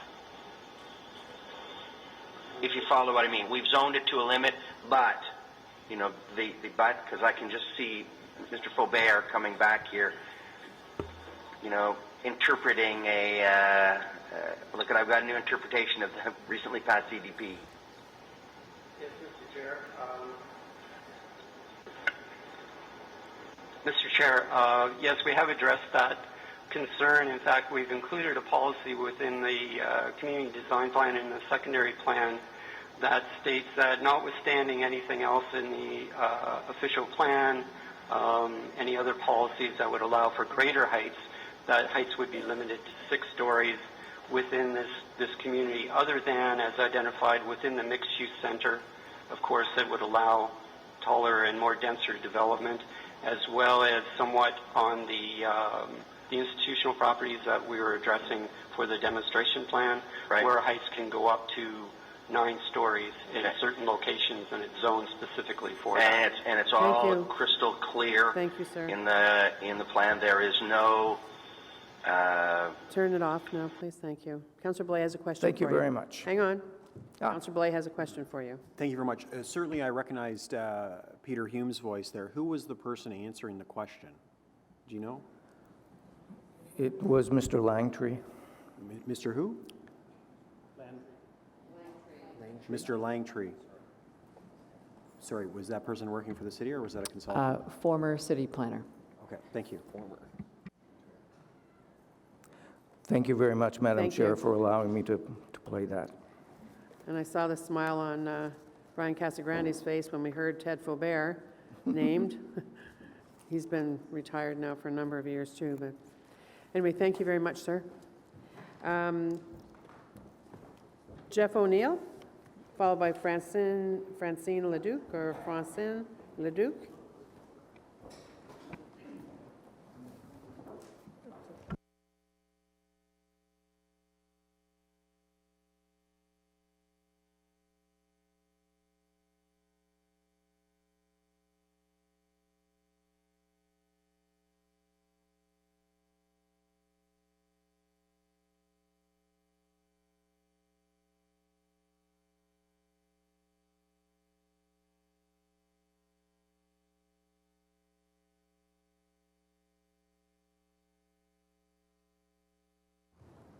Thanks. It's a tough act to follow. So my name is Jeff O'Neill. I'm a resident of the community, and in particular, I'm a resident of the new community of Greystone. I live just a few blocks away in one of the single-family homes there that is in that residential medium-rise area. So a lot's been said already. I'll try to not be too repetitive, but I will go through some of the key points. I apologize in advance for using the standard Government of Canada briefing deck. That's just what I'm used to in my day job here, so I'll fly through these slides. I'm just going to try to tell you a bit of a story and maybe highlight some of the facts that have been brought up so far and that were highlighted in the staff report, as well as some of the preliminary discussions that were had with the parties involved in the discussions. So really what you've heard here is that the applicant and the city are suggesting that there is ambiguity in the secondary plan and that any sort of difference in opinion there leans towards 9 stories on the subject lands. Myself, the community, and as you've probably seen through some submissions, the ward councillor as well, do not believe there's ambiguity with respect to the vision for the subject land. 6 stories seems to be what's there in the official plan, secondary plan policies, as well as all the supporting documentations, including the previous community design plan that was developed through a multilateral process that's been mentioned to date. The background's been gone over before, so I won't dwell on it, but there's a clear storyline here from the initial stages of the planning process up until just before the submission of this application that 20 meters or 6 stories is the agreed to height amongst all parties for the subject lands. Any deviation from 9 stories within the overall Greystone area is highlighted and limited to the residential medium rise, the brown area, if you will, where 2 9 stories are currently under development. There were to be 5 9 stories there, but as was mentioned earlier, the developer opted to build low-rise on half of that site, maybe 2/3 of that, due to market conditions, I imagine, at the time. At the time the CDP was submitted and the secondary plan was approved, it was agreed to by staff that this was good planning and that it was consistent with the provincial policy statement. The language in the one section that's been referred to earlier has led to confusion, but if you read the documents as a suite of policy instruments, it's pretty clear to me and clear to others that 6 stories is the agreed to height in this area. The policies are there, I won't dwell on them, but they are there, and maybe there's some ambiguity, but I don't think there is when you read it as a suite of documents. The current status is that 20 meters is the zoned height for that land and the other lands in the pink zone in front of the Des Chalets building. The areas behind are guided by height above sea level as the grade slopes significantly at the back. So yes, it is 8 stories at the back. It is not 8 stories at the front. And the height respects, although I agree that it does crowd and overpower the heritage features of that building. The 2015 amendment was initiated by Greystone and the developers for EQ, and catchy ringtone there, and it remained at 20 stories. So I guess why wasn't the height changed then? If that was the door to maybe change it, it wasn't changed then. It was only changed, or at least contemplated for change now. So my discussion really is, and others have alluded to this, this is not about height, and we heard earlier, what's the appropriate, what would you want here? 7 stories, 8 stories. It's not about height, it's about policy. 20 stories, 30 stories, it doesn't really matter. It's about a policy that was set through a multilateral process, and that policy, like a thread on a sweater, is being pulled, and we're worried that it will unravel and lead to more of deviation from the original vision, which will basically just erode the whole process that many, many people put a lot of time and effort into. This community is not afraid of height. Height is in the residential area. Height is nearby at the Lee's Mixed Use Center, where many, 20, 30 stories are contemplated. The city's own urban design review panel expressed concerns with the height. And I wonder if the intent really was for 9 stories in this pink area, then why was a specific provision created within the secondary plan to allow the brown area to not have that provision apply? That would be my policy question. So I think there are 2 options here, the option to approve the applicant's proposal, but I think there's another option here, and that's to take this opportunity to reinforce the original vision of the plans and to cut the loophole, if you were, out of the plan to allow for the original vision to stand for the rest of the development. Thank you. There are 2 councillors that have questions. First of all, Councillor Blais. Sure. And then Councillor Shirelli.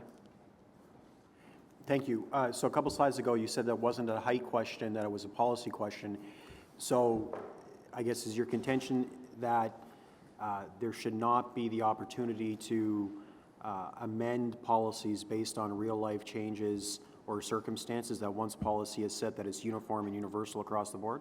I appreciate that over time, situations evolve. So for example, a policy set 20 years ago, things change, especially in our new fast-growing areas. Those change and they need to be kept up to date. However, this went through an exhaustive process only 5 years ago. The paint is still dry on this document, and I'm not sure that enough has changed with the development of the area to warrant a right turn away from the original intent of this vision. Maybe 15, 20 years from now, it could be revisited, or if it is revisited altogether, it should be a collaborative exercise as the original process was with the community, the landowners, and the city. Okay, thank you. Councillor Shirelli? Yeah, I just wanted to point out and ask a question to this delegation and the future ones. Everyone seems to be saying that there was a process that led to an agreement and a secondary plan and part of the official plan. This committee exists for one reason only, and that is to judge changes to existing policy. So if you want to get me interested in your argument, you'll have to tell me what you think is wrong with the proposal of 9 stories other than the fact that it wasn't planned before. I recognize that, but what is it about 9 stories that is worse for the community than 6 stories?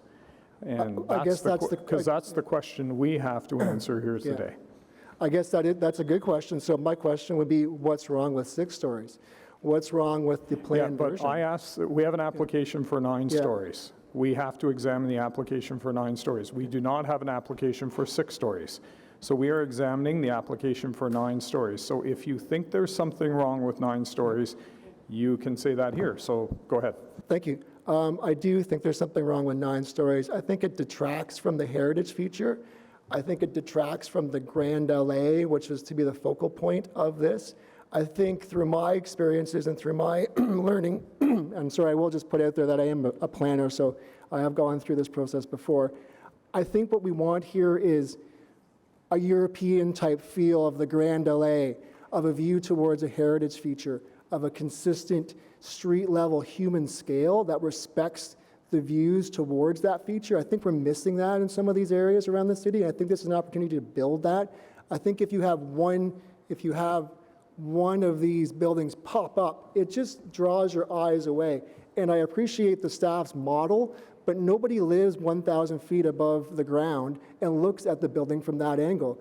We live, we work, we exist at the street level, and that's where the relationship between built form is established. And I feel that through the initial CDP process, it was agreed to that 6 stories was the appropriate built form for this area. And I think anybody who's traveled throughout North America, Europe, that's a comfortable human scale for people to react with the street, to react with the heritage feature, to draw people in. And I think, and you can already see from that mistake, I will say, of the residential retirement home, that it's already crowding out, it's already distracting from that.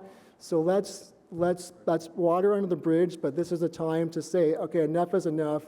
Let's just stick with the vision. I live in this neighborhood. I live in one of those little purple houses. This is a wonderful neighborhood. And I applaud the developer and the architect. I thoroughly enjoy living here. This is a great area. I plan on raising my family here, and I plan on walking down that Grand LA as I walk to work every day, participating in that, live, work, play environment. And I just don't feel that's the right decision as a resident and a planner. Yeah. Thank you very much. Thanks. Okay, next up is Francine Leduc, followed by Erwin Dreesen. Francine, are you here?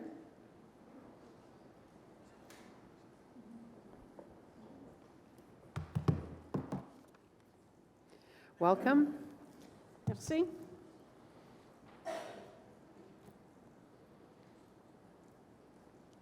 So I will possibly drop in a few French comments here and there. That's how my Franco-Ontario brain works.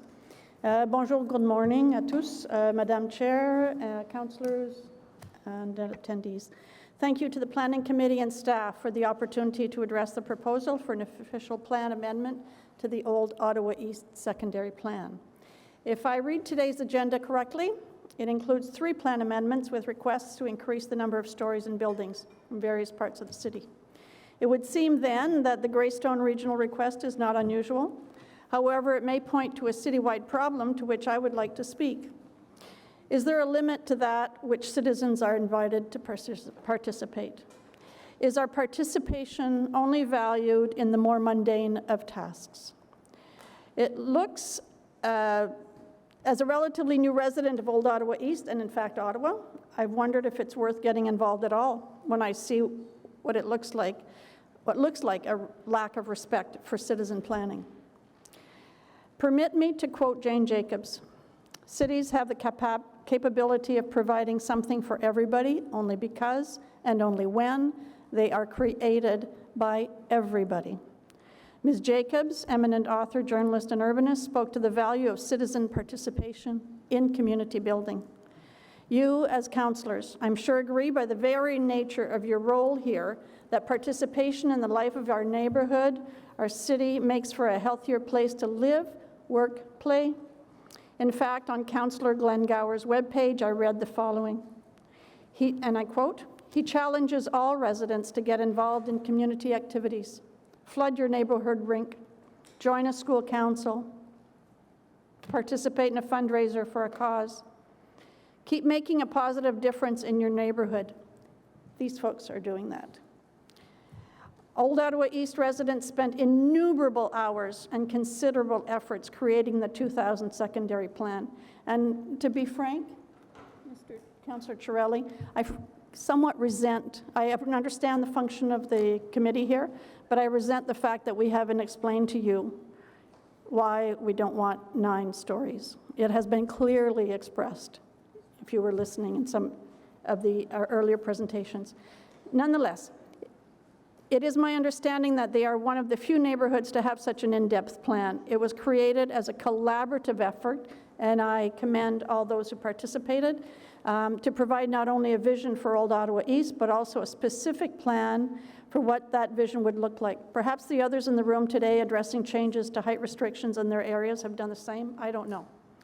Developers do what they're meant to do. They invest, they risk, they hire, contribute as valued partners in city developments. Hopefully they profit also, a necessity for success. Done in partnership with communities and its citizens, this works.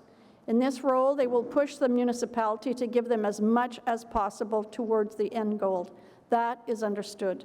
I'm a longtime business owner. I get it. I'm an environmental advocate, have been for more than 40 years. I didn't get this gray without a little bit of work. I get intensification. C'est pas le problème ici. It is then in the councillor's hands to make the right decision by respecting the community plan. And we have explained why we value that community plan. Limit the height to 6 stories. Be the backbone council who sets boundaries for the good of the electorate. Ma mère disait toujours, and I can't say this in English, don't know how. Ambitionnez pas sur le pain béni. Does anybody know what that means? Not really. Okay, so le pain béni means the holy bread, okay? Don't take advantage of the holy bread. And I think this saying seems appropriate given the provenance of this land in the last 130, 40 years or so. I'm not sure how the translators will interpret it, but essentially, don't push your luck. Don't get greedy.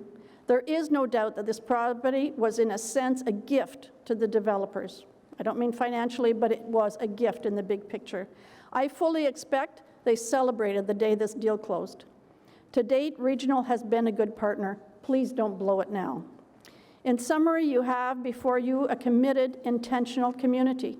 We know the value of citizens contributing to communities. Old Ottawa residents did so when they created the secondary plan. It is a legacy plan. If you value our volunteered work in school councils, at rinks, on fundraisers, then please respect the plan that is proof positive that you have an engaged, healthy community in Old Ottawa East. Please respect the facts. This is objectively the best decision. Thank you. Thank you. I'm sure some people want to ask questions, but they're not going to because I don't know where you would stop. But thank you very much. Next up is Erwin Dreesen, please.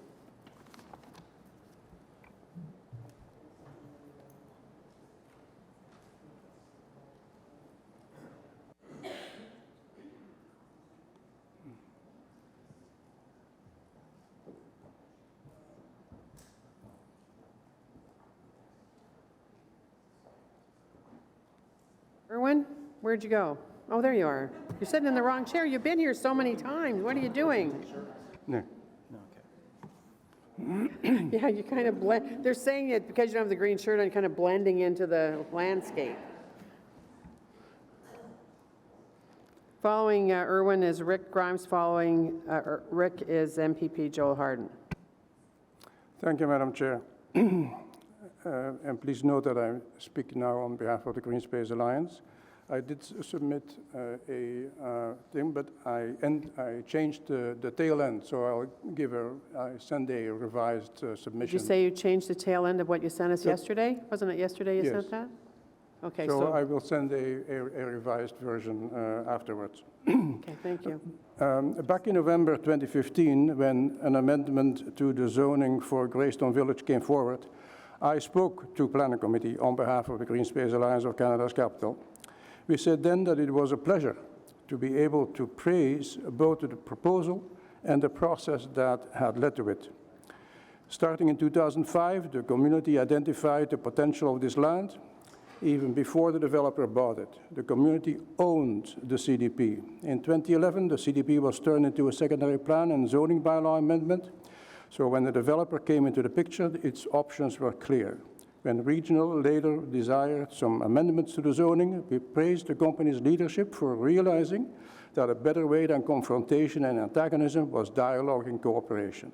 It led to fruitful discussion, compromises were made, the community agreed with the 2015 amendments.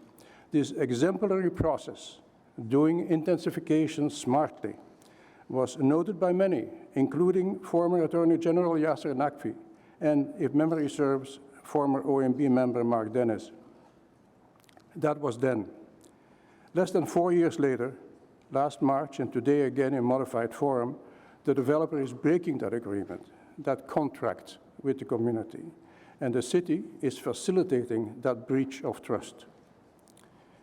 Legal Services was smart to insist that the secondary plan had to be amended. Since the latest amendments to Ontario's land use planning appeal process are not yet in force, Bill 108, the test on appeal will be whether the requested zoning conforms to the secondary plan.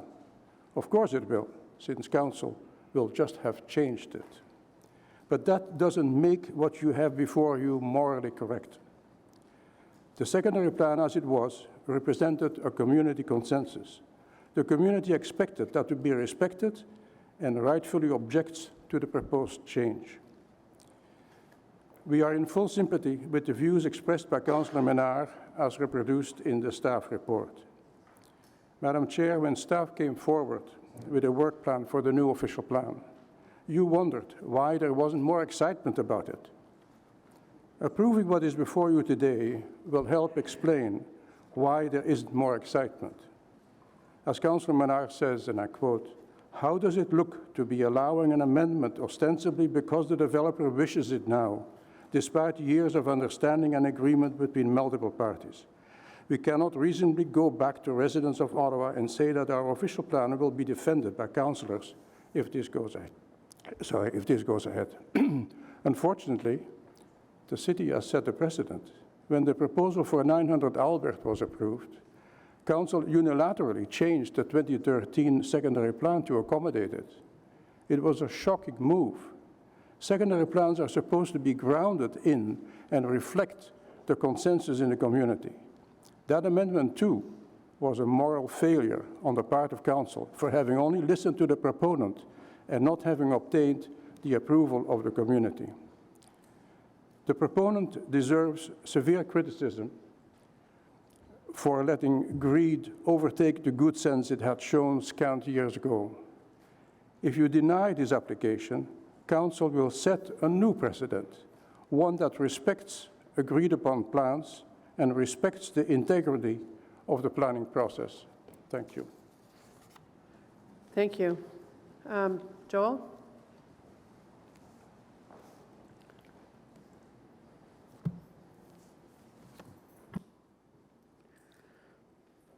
And following the MPP for Ottawa Centre, we have the applicant coming up in 3 stages, or we have 3 different speakers. Welcome. Bienvenue. Thank you. Merci. Merci à tous mes amis de conseil. C'est excellent pour être ici, comme député ici d'Ottawa Centre. It's a pleasure to be here.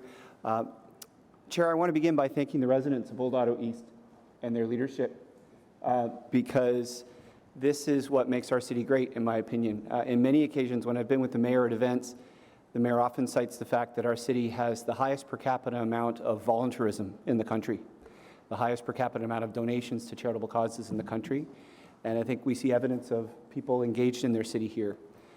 What I fear will happen if this variance is approved, Chair, is something other folks have named, but I want to name it in my capacity as MPP, also seeing some legislation currently being debated at Queen's Park, Bill 108, if you're familiar with it. We are moving to a much more combative world, if it isn't already too combative, with debates over development in our community. Section 37 of the Planning Act, development charges, negotiations, and voluntary arrangements between communities and developers and those folks selling land are good practice models on which to build. But what I see if this variance is allowed is a turn to a far more combative world in which the only reasonable conclusion a resident can draw is that they have to use extra-legal disruptive tactics, that institutional tactics won't yield anything. And I'm thinking in particular of what John said, and folks who have been active since 2005 in the development of this community development plan, only to see it, key elements of it abrogated. In my letter to you, I also worry about the commitments made in the community development plan around affordable housing, something that I think is not only important in Ottawa Centre, but across our city. We have a crisis in affordable housing. And I welcome the opportunity today to read into the record my concern that we need to salute and respect developers like the Regional Group who had originally decided to go a collegial route, the Oblates, the old owners, who wanted to fund that by availing to the community resources, legal expertise, planning expertise, so they could work on an equal terrain with the Regional Group, and to have that consolidated into an actual community development plan, which my predecessor, Yasser Naqvi, often said was the envy of the country. When I spoke to Yasser yesterday at the Flora footbridge opening, he reiterated that opinion. And I think, we need to think very seriously about, as the previous speaker said, the message we're sending out to our city, to its residents, when the debate around 900 Albert segues into this particular debate. What is the reasonable conclusion residents can draw insofar as how their voice matters and how they will make it matter in future decisions? I don't want to see a divisive, disruptive, excessively adversarial approach to development. I want to see development work for people. I know I have family members who are in the development business in other provinces where rules are very clear around what ought to be done with respect to municipal plans, what ought to be done with respect to inclusionary zoning. No one that I've heard testify to date, depute to date, has said that development is inherently wrong or intensification is inherently wrong. We want smart development, and we want our local democratic institutions to mean something. So as the MPP for Ottawa Centre, I'm very happy to be here reinforcing those messages. I'm very happy to have the opportunity to read these opinions formally into the record. And I invite you to consider this opportunity to say to our friends at Regional Group that we respect their work, we respect their engagement to date, but this variance is not something that is good for our city. Thank you. Thank you very much, sir. Question, Joel, hang on. Excuse me. No? Yes. Yes, he does. Is it a question or is it a statement? It'll be a question. So my It'll question, be a question. Did you hear yeah, that? my question is, since we sit here to hear applications to make changes to the official plan and to zoning law, that's our only function. What is it about this official plan amendment that you don't like, other than the fact that it would amend it? Well, thanks for the question, Councillor Shirelli. What I would say is that in my mind, my understanding of this particular variance being sought is that it is not in good spirit with the community development plan that was developed collegially in good faith with the community and the sellers of the property and the new owners of the property. And that's what I think should motivate a decision to vote against this particular variance. That's like all amendments, but. Okay, thanks very much. Thank you. Probably Councillor Leeper, because we're going to the, and just for the record, I did have Rick Grimes here, and I understand that Rick Grimes is here now? So I don't know why were we told that you weren't here? Did you tell somebody that you weren't speaking? Do my name, but after hearing some of the comments, I would like the opportunity to speak. Okay. Okay, thank you. Go ahead, you have 5 minutes. Thank you, Madam Chair and councillors and Planning Committee and the marvelous audience behind me for the opportunity to speak today. My concern from approving from a 6-story to a 9-story comes into the fact of an emergency response concern. As you know, our roads are getting narrower and our vehicles for emergency response often are getting larger. A 6-story building can mostly be reached with a 30-meter aerial truck ladder from a fire department. When we go up past 6, depending on how close we can get to that building, it brings in obstacles of reaching higher floors.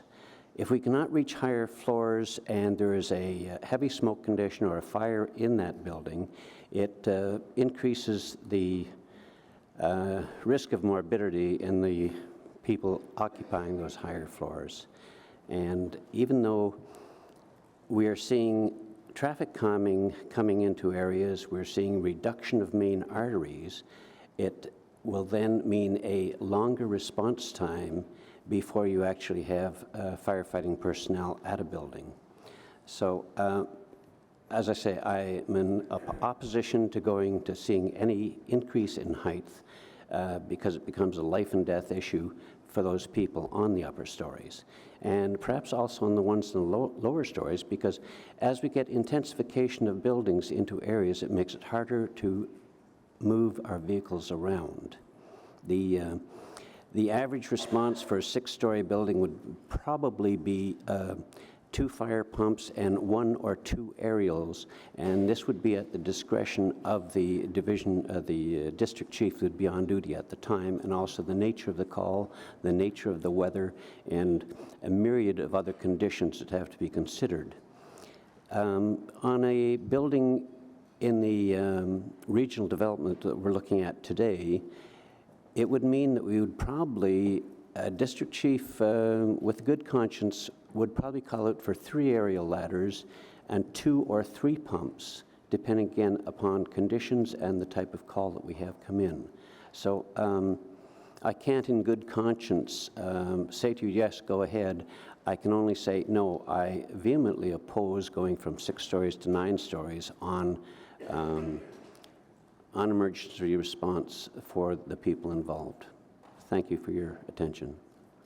Thank you, and I just want to let you know that all departments of the city comment on anything that goes forward, including the fire department would have had an opportunity to comment on this. Yes, I understand. I have been involved in that in my past career. So, but it's just a point to.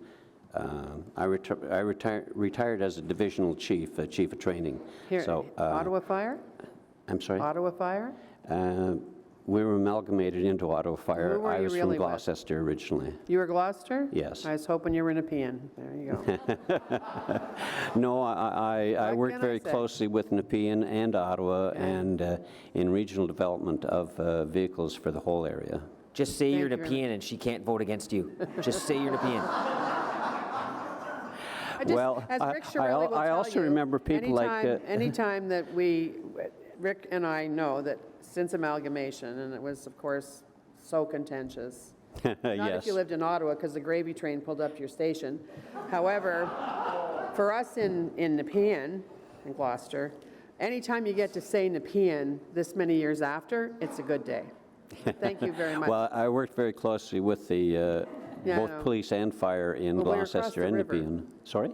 We built a bridge now to make it better, the Vimy Bridge out in Barrhaven. It did take a long time, though, didn't it? Yes, it did. Thanks very much, sir. Okay. So just so y'all know, it's 25 to 12, and so we're we're going to continue on. And next up, I have Mr. Cohen, who is speaking on behalf of the applicant.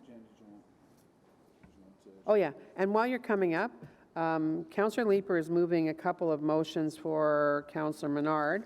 So, because just so you all know in the audience, he's not on the committee, so he doesn't get to move motions at the committee. So Councillor Leeper is sponsoring him. I lost the motion. And I do want the, you haven't seen them? Oh, sorry. So so this is why I probably should have said it a lot sooner, but I assumed that everybody had copies of it. The applicant doesn't have copies of these motions, so can we make sure that we get them a copy right now? I have just the one motion. One motion. Okay, so there's one motion. I don't have a copy of it. Fair enough. Have you read it, though? You must have read it. We've had access to it. On the shared drive? Has everybody? It's in the shared drive. It's in the shared drive. So, all right, so before, just let's take a moment here, okay? Let's take a little bit of a break. like 10 minutes? We need about 5 copies, plus one for Councillor Leeper. I mean, Councillor Nussbaum. Have you seen it yet? Who needs a copy of this? Councillor Nussbaum's not here. Okay, all right. Okay, so we're going to take a 5-minute break, okay? Right on. It's only fair, so anybody that nature's calling to? Okay.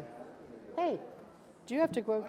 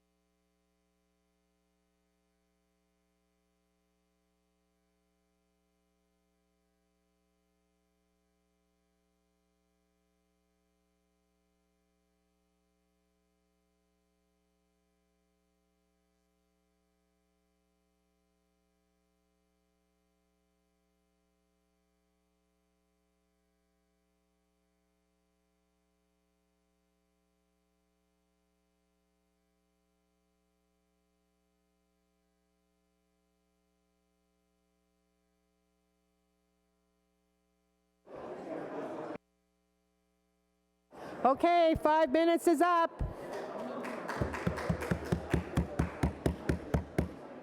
Where's that stick? So we do have to get a, how come Peter used to have a gavel? Can everybody please return to your seats? That sounded like a rap song, the beginning of a rap song.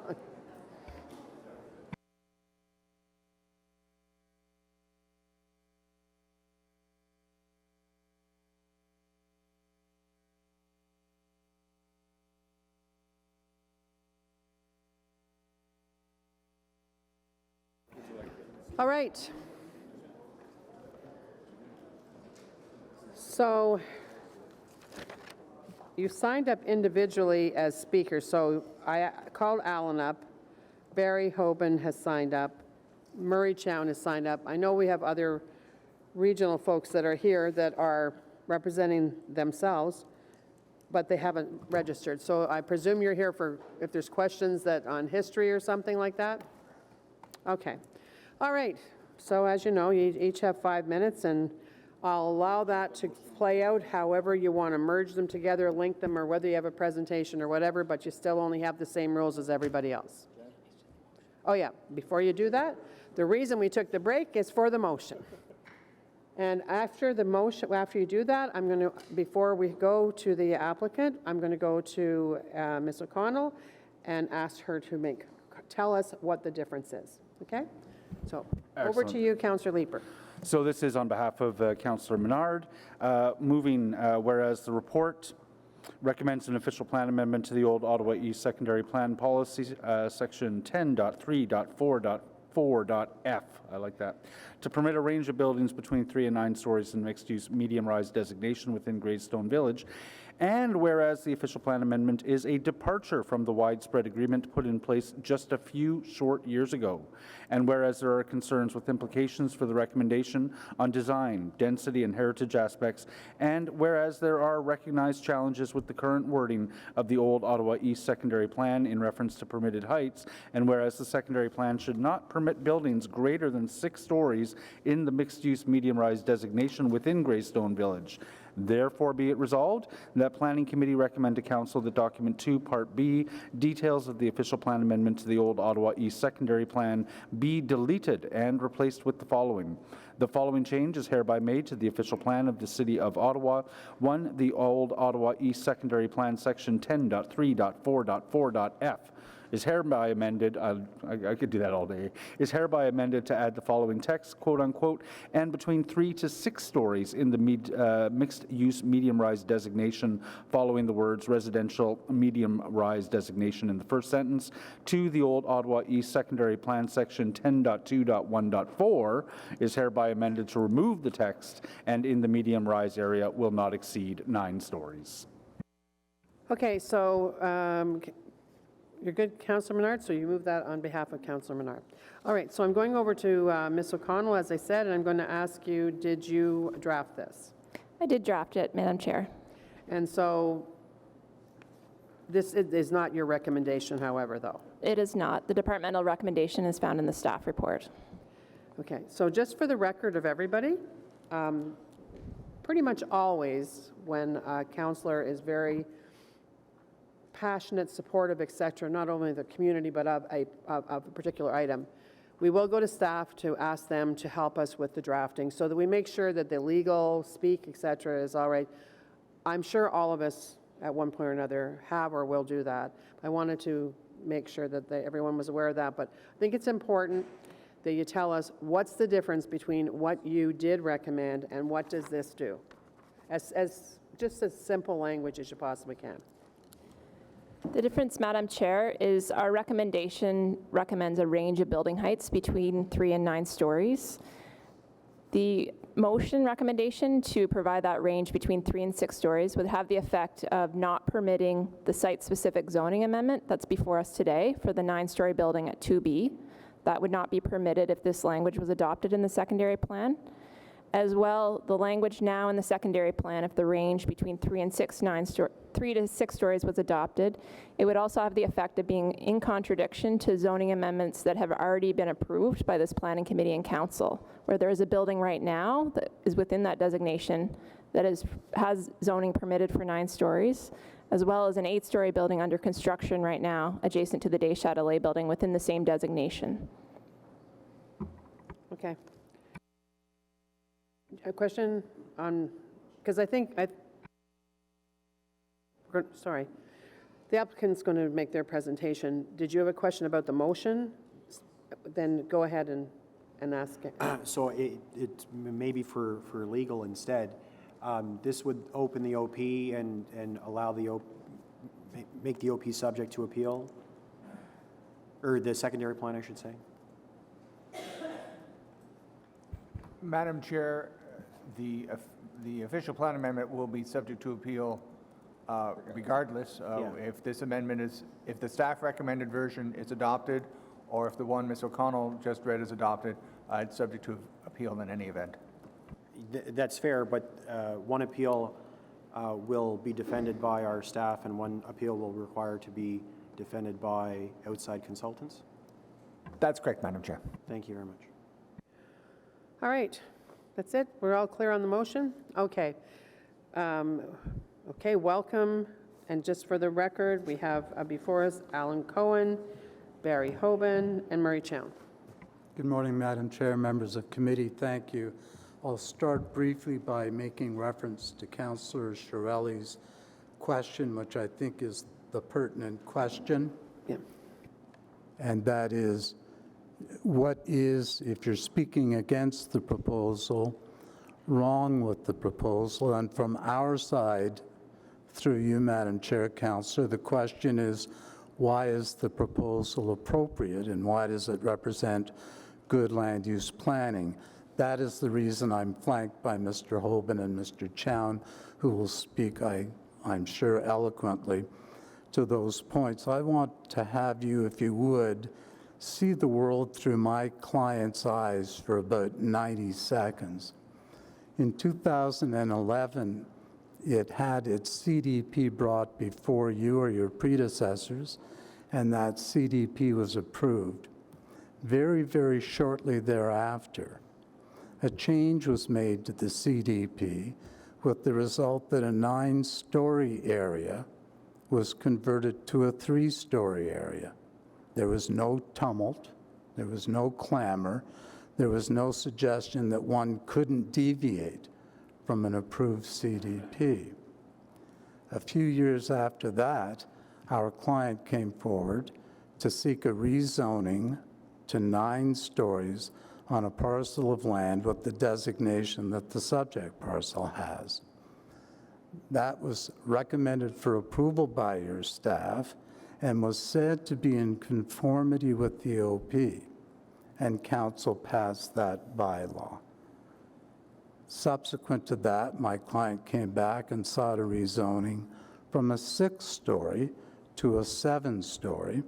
Again, same designation. Again, recommended for approval to your council. Again, your council passed the bylaw. Then the matter went to the Committee of Adjustment to be lifted from effectively 7 to 8 stories with a geodetic reference. And that went through, Madam Chair. Little wonder that my client was strongly of the view that 9 stories is in conformity with the official plan for this site. That is not precedent. That's simply a history of opinions that have been advocated to you and which you have accepted. So we applied for an OPA for clarity's sake, but being of the strong opinion that there is conformity.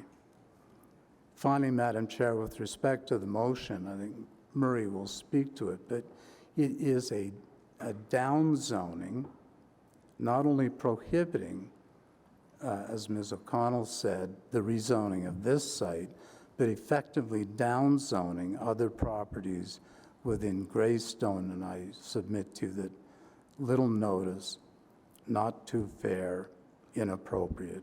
Thank you, Madam Chair. Thank you. Who's next? Barry? Madam Chair, members of Planning This is Committee. Barry Hoban for the audience. I know you're behind him. I'm Barry Hoban. I'm responsible for this plan. I should be wearing a green T-shirt because contrary, when we look at what's being spoken to today, it's such a small part of the overall plan. But the basic planning principles which are behind it have been subject of great consultation and of considered response, both from a design perspective and what we have before us. What you'll see on the screen is the original CDB plan, which we thought was absolutely and utterly ridiculous. It did not reflect the fine-grained nature of adjoining neighborhoods. If I can move this. When we actually came up with a plan, this master plan framework, by the way, it was very interesting to see Paul Goodkey show various other iterations of the same plan. There have been numerous changes to this plan, nuances, but the principles are very much the same. And if I just took you through, so when people say they don't want to see the plan change, I've just wondered, they don't want to see the fine-grained response that's there, or they want to see these blocks on the plan not being interrupted. This is the planning framework within which we basically have two buildings which are currently above the 6-story limit. But more importantly, I'll go back to basic planning principles. What we thought was absolutely essential in creating a modern infill neighborhood was actually to solve some of the problems which existed in adjoining neighborhoods. So Councillor Menard's ward has very few opportunities for apartment and row house dwellings. Same thing happens in a lot of other downtown wards. There's problems. So our whole idea with this scheme was, in fact, even though the mid-rise residential area could build 9 stories, we thought it was important actually to extend the low-rise profile into the neighborhood, and housing diversity being absolutely important, which includes not only townhouse, singles, semis, condos, as well as rental accommodation. And the subject of this particular project is a rental accommodation building. That includes something as simple as providing low-rise singles. This was the visualization of phase 1 of this, which you can see before you is a combination of singles and rows and our 9-story condominium buildings at the back. Phyllis mentioned we were possibly trying to cobble back some of the density we lost here. That's not the case. In fact, we just felt that it was important to have diversity of form to attract a variety of people to this neighborhood. So what's important to this is that, the master plan has gone through a few iterations, and at this point in time, what we had drawn actually was executed pretty close to what we had contemplated. The reality is other parts of the site were subject to further analysis, and when we moved to the mid-rise sections of the building where we had mixed use and mid-rise, it caused us to look at things in a slightly different way. And particularly the building that we're talking about today is called 2B, and the context of other buildings which are higher form, 9 stories, you can see that they are highlighted in the yellow. The top piece is the retirement home, which is, I think, only 8 levels. But, how do we get there? What is it that would cause us to make adjustments to the plan? And I'm going to tell you that there are some really strong physical reasons why we moved and shaped the building this way. Phyllis Ricard called it architectural whatever. I don't think she used arrogance. I think she used the term architectural whatever. It is architecture, and it's about form. So there are a number of things which shape 2B. So you can see Main Street, which is here, the Grand Allée, which leads you to the Deschâtelet building, and Oblatz Avenue. The key factors in terms of shaping this parcel, the greater relief required along the Grand Allée because of the tree ball that needs to be protected in order to save those trees, the tightness of Oblatz Avenue, which is extremely narrow, and the notion of further definition of the components on the site. just to highlight that. So if you look at the parcel of land that's out in yellow, the trees, which form a substantial part of the Grand Allée, required an additional 6-meter setback. Old Blatz Avenue in number 2 is a very narrow, constrained street. And then we look at the length of the entire block, and we felt it was important to actually respect the notion of block cadence. So in Councillor Menard's ward, if you walk between 5th and 1st Avenue, every one of those blocks is 60 meters deep. It allows for a cadence of buildings. Filling this in with a much tighter thing would have been inappropriate. So we then began to look at the massing, and the massing required us to do offsets, and the natural result of that is as we offset and created grade separation, we added some height to the last block. It's not about a density increase. It's about quality of design and how design makes for a better neighborhood, which includes the pedestrian realm, the porosity of the site, and access to a major heritage piece, which is the Grand Allée. So we end up with a scheme that looks something like this. And this is the actual scheme. You can see the Grand Allée leading to the Deschâtelet building. And it's important to note the Deschâtelet building, in reality, is framed by those trees. So when I'm showing it here as being wide like this, you actually can't see it. So that's the ultimate build-out but what shapes it from a design perspective? So from a design perspective, everything along here is set back because of respect for the trees and the preservation of those trees. Secondly is the notion of datum line, which we feel incredibly important as you're respecting the Grand Allée, that be a one level thing and then an offset. There's a 6-story datum line which exists and reinforces the Grand Allée. The additional height is that little piece that's back there. But in addition to that, there's a separation between his of 21.4 meters. And I'll tell you why that's important. So the setback, not addition to this datum, it actually checks back. Hang on a second. Not again. Everybody was respectful of everyone else. That's not changing. Go ahead, Mr. Hoban. As I said at the beginning, I guess you weren't listening, that each of them have signed up independently. There's other people here to speak if there's questions. But just like each of you had 5 minutes, each of them has 5 minutes. Mr. Cohen did not take 5 minutes, so we added his piece to what's doing there. They have 15 minutes in total for their presentation. One person could have come up and spoke for 5 minutes. The rules are the same. I'm very consistent about that. As part of the respect for the Grand Allée is not to do a continuous wall, but actually to create a cadence of building blocks along here so that there was an interruption and some celebration of the way that this building is designed to basically advantage the views to the Grand Allée. One of my favorite things is to talk about the TM offset, which in the yellow is what's prescribed in most zoning templates and cross-sections, which I believe to be totally inappropriate for most main streets in Ottawa. And that is exampled by 2 projects. One is 1140 Wellington in Councillor Reaper's ward, and the other, both in Councillor Reaper's ward, which is basically dealing with the 1-story offset. Our city would be better informed to actually use this kind of cross-section. The idea basically that we have a very long block and that we would have 2 different building textures and identities was foundational in doing that. And here is the actual plan. So 2A and 2B, the separation between these 2 buildings is absolutely essential because Old Blatz Avenue is too narrow to allow any parking and loading to occur on it. So we actually separated the buildings 21 meters apart so that would serve as a way of both providing servicing and garbage and provide some level of teaser parking that would support ultimately a grocery store in 2A. So this looking at that same view at night, so you get the idea of that. Again, the offset at the ground floor being absolutely important.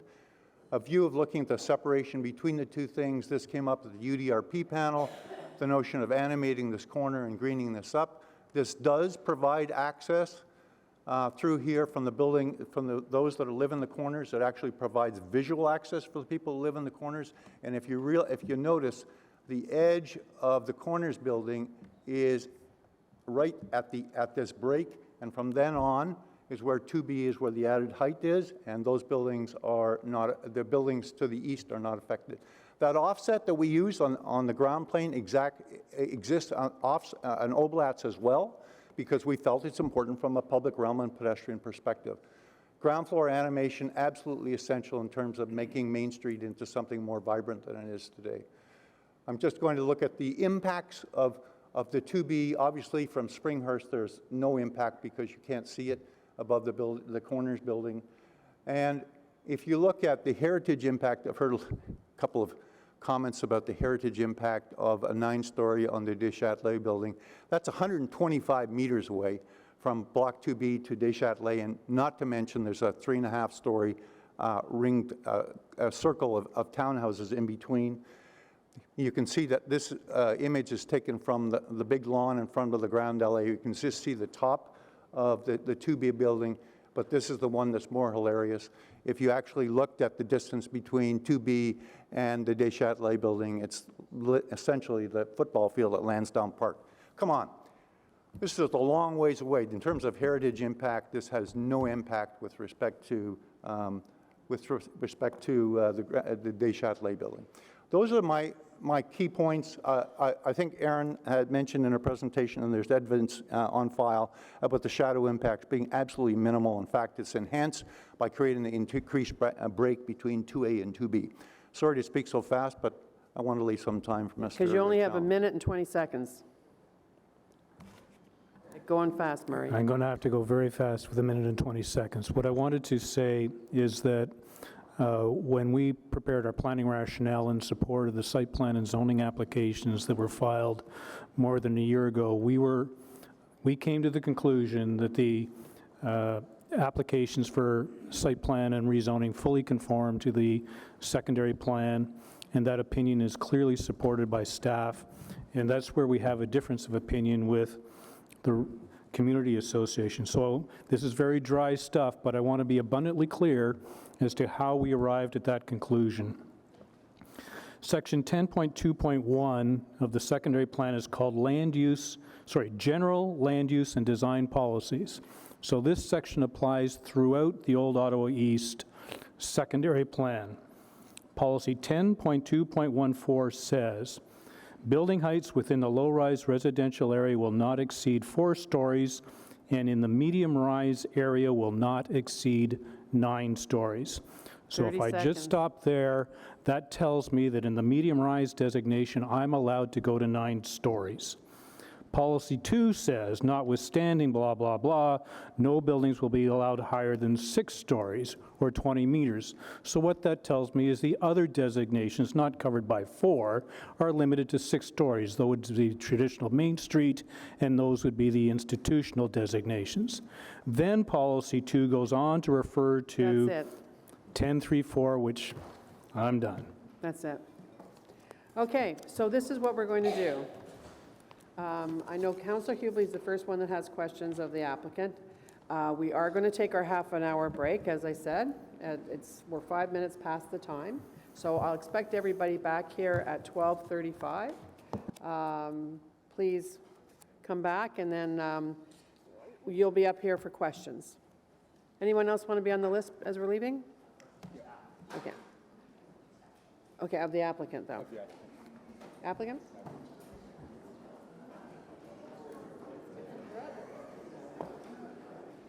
Okay, thanks, everybody.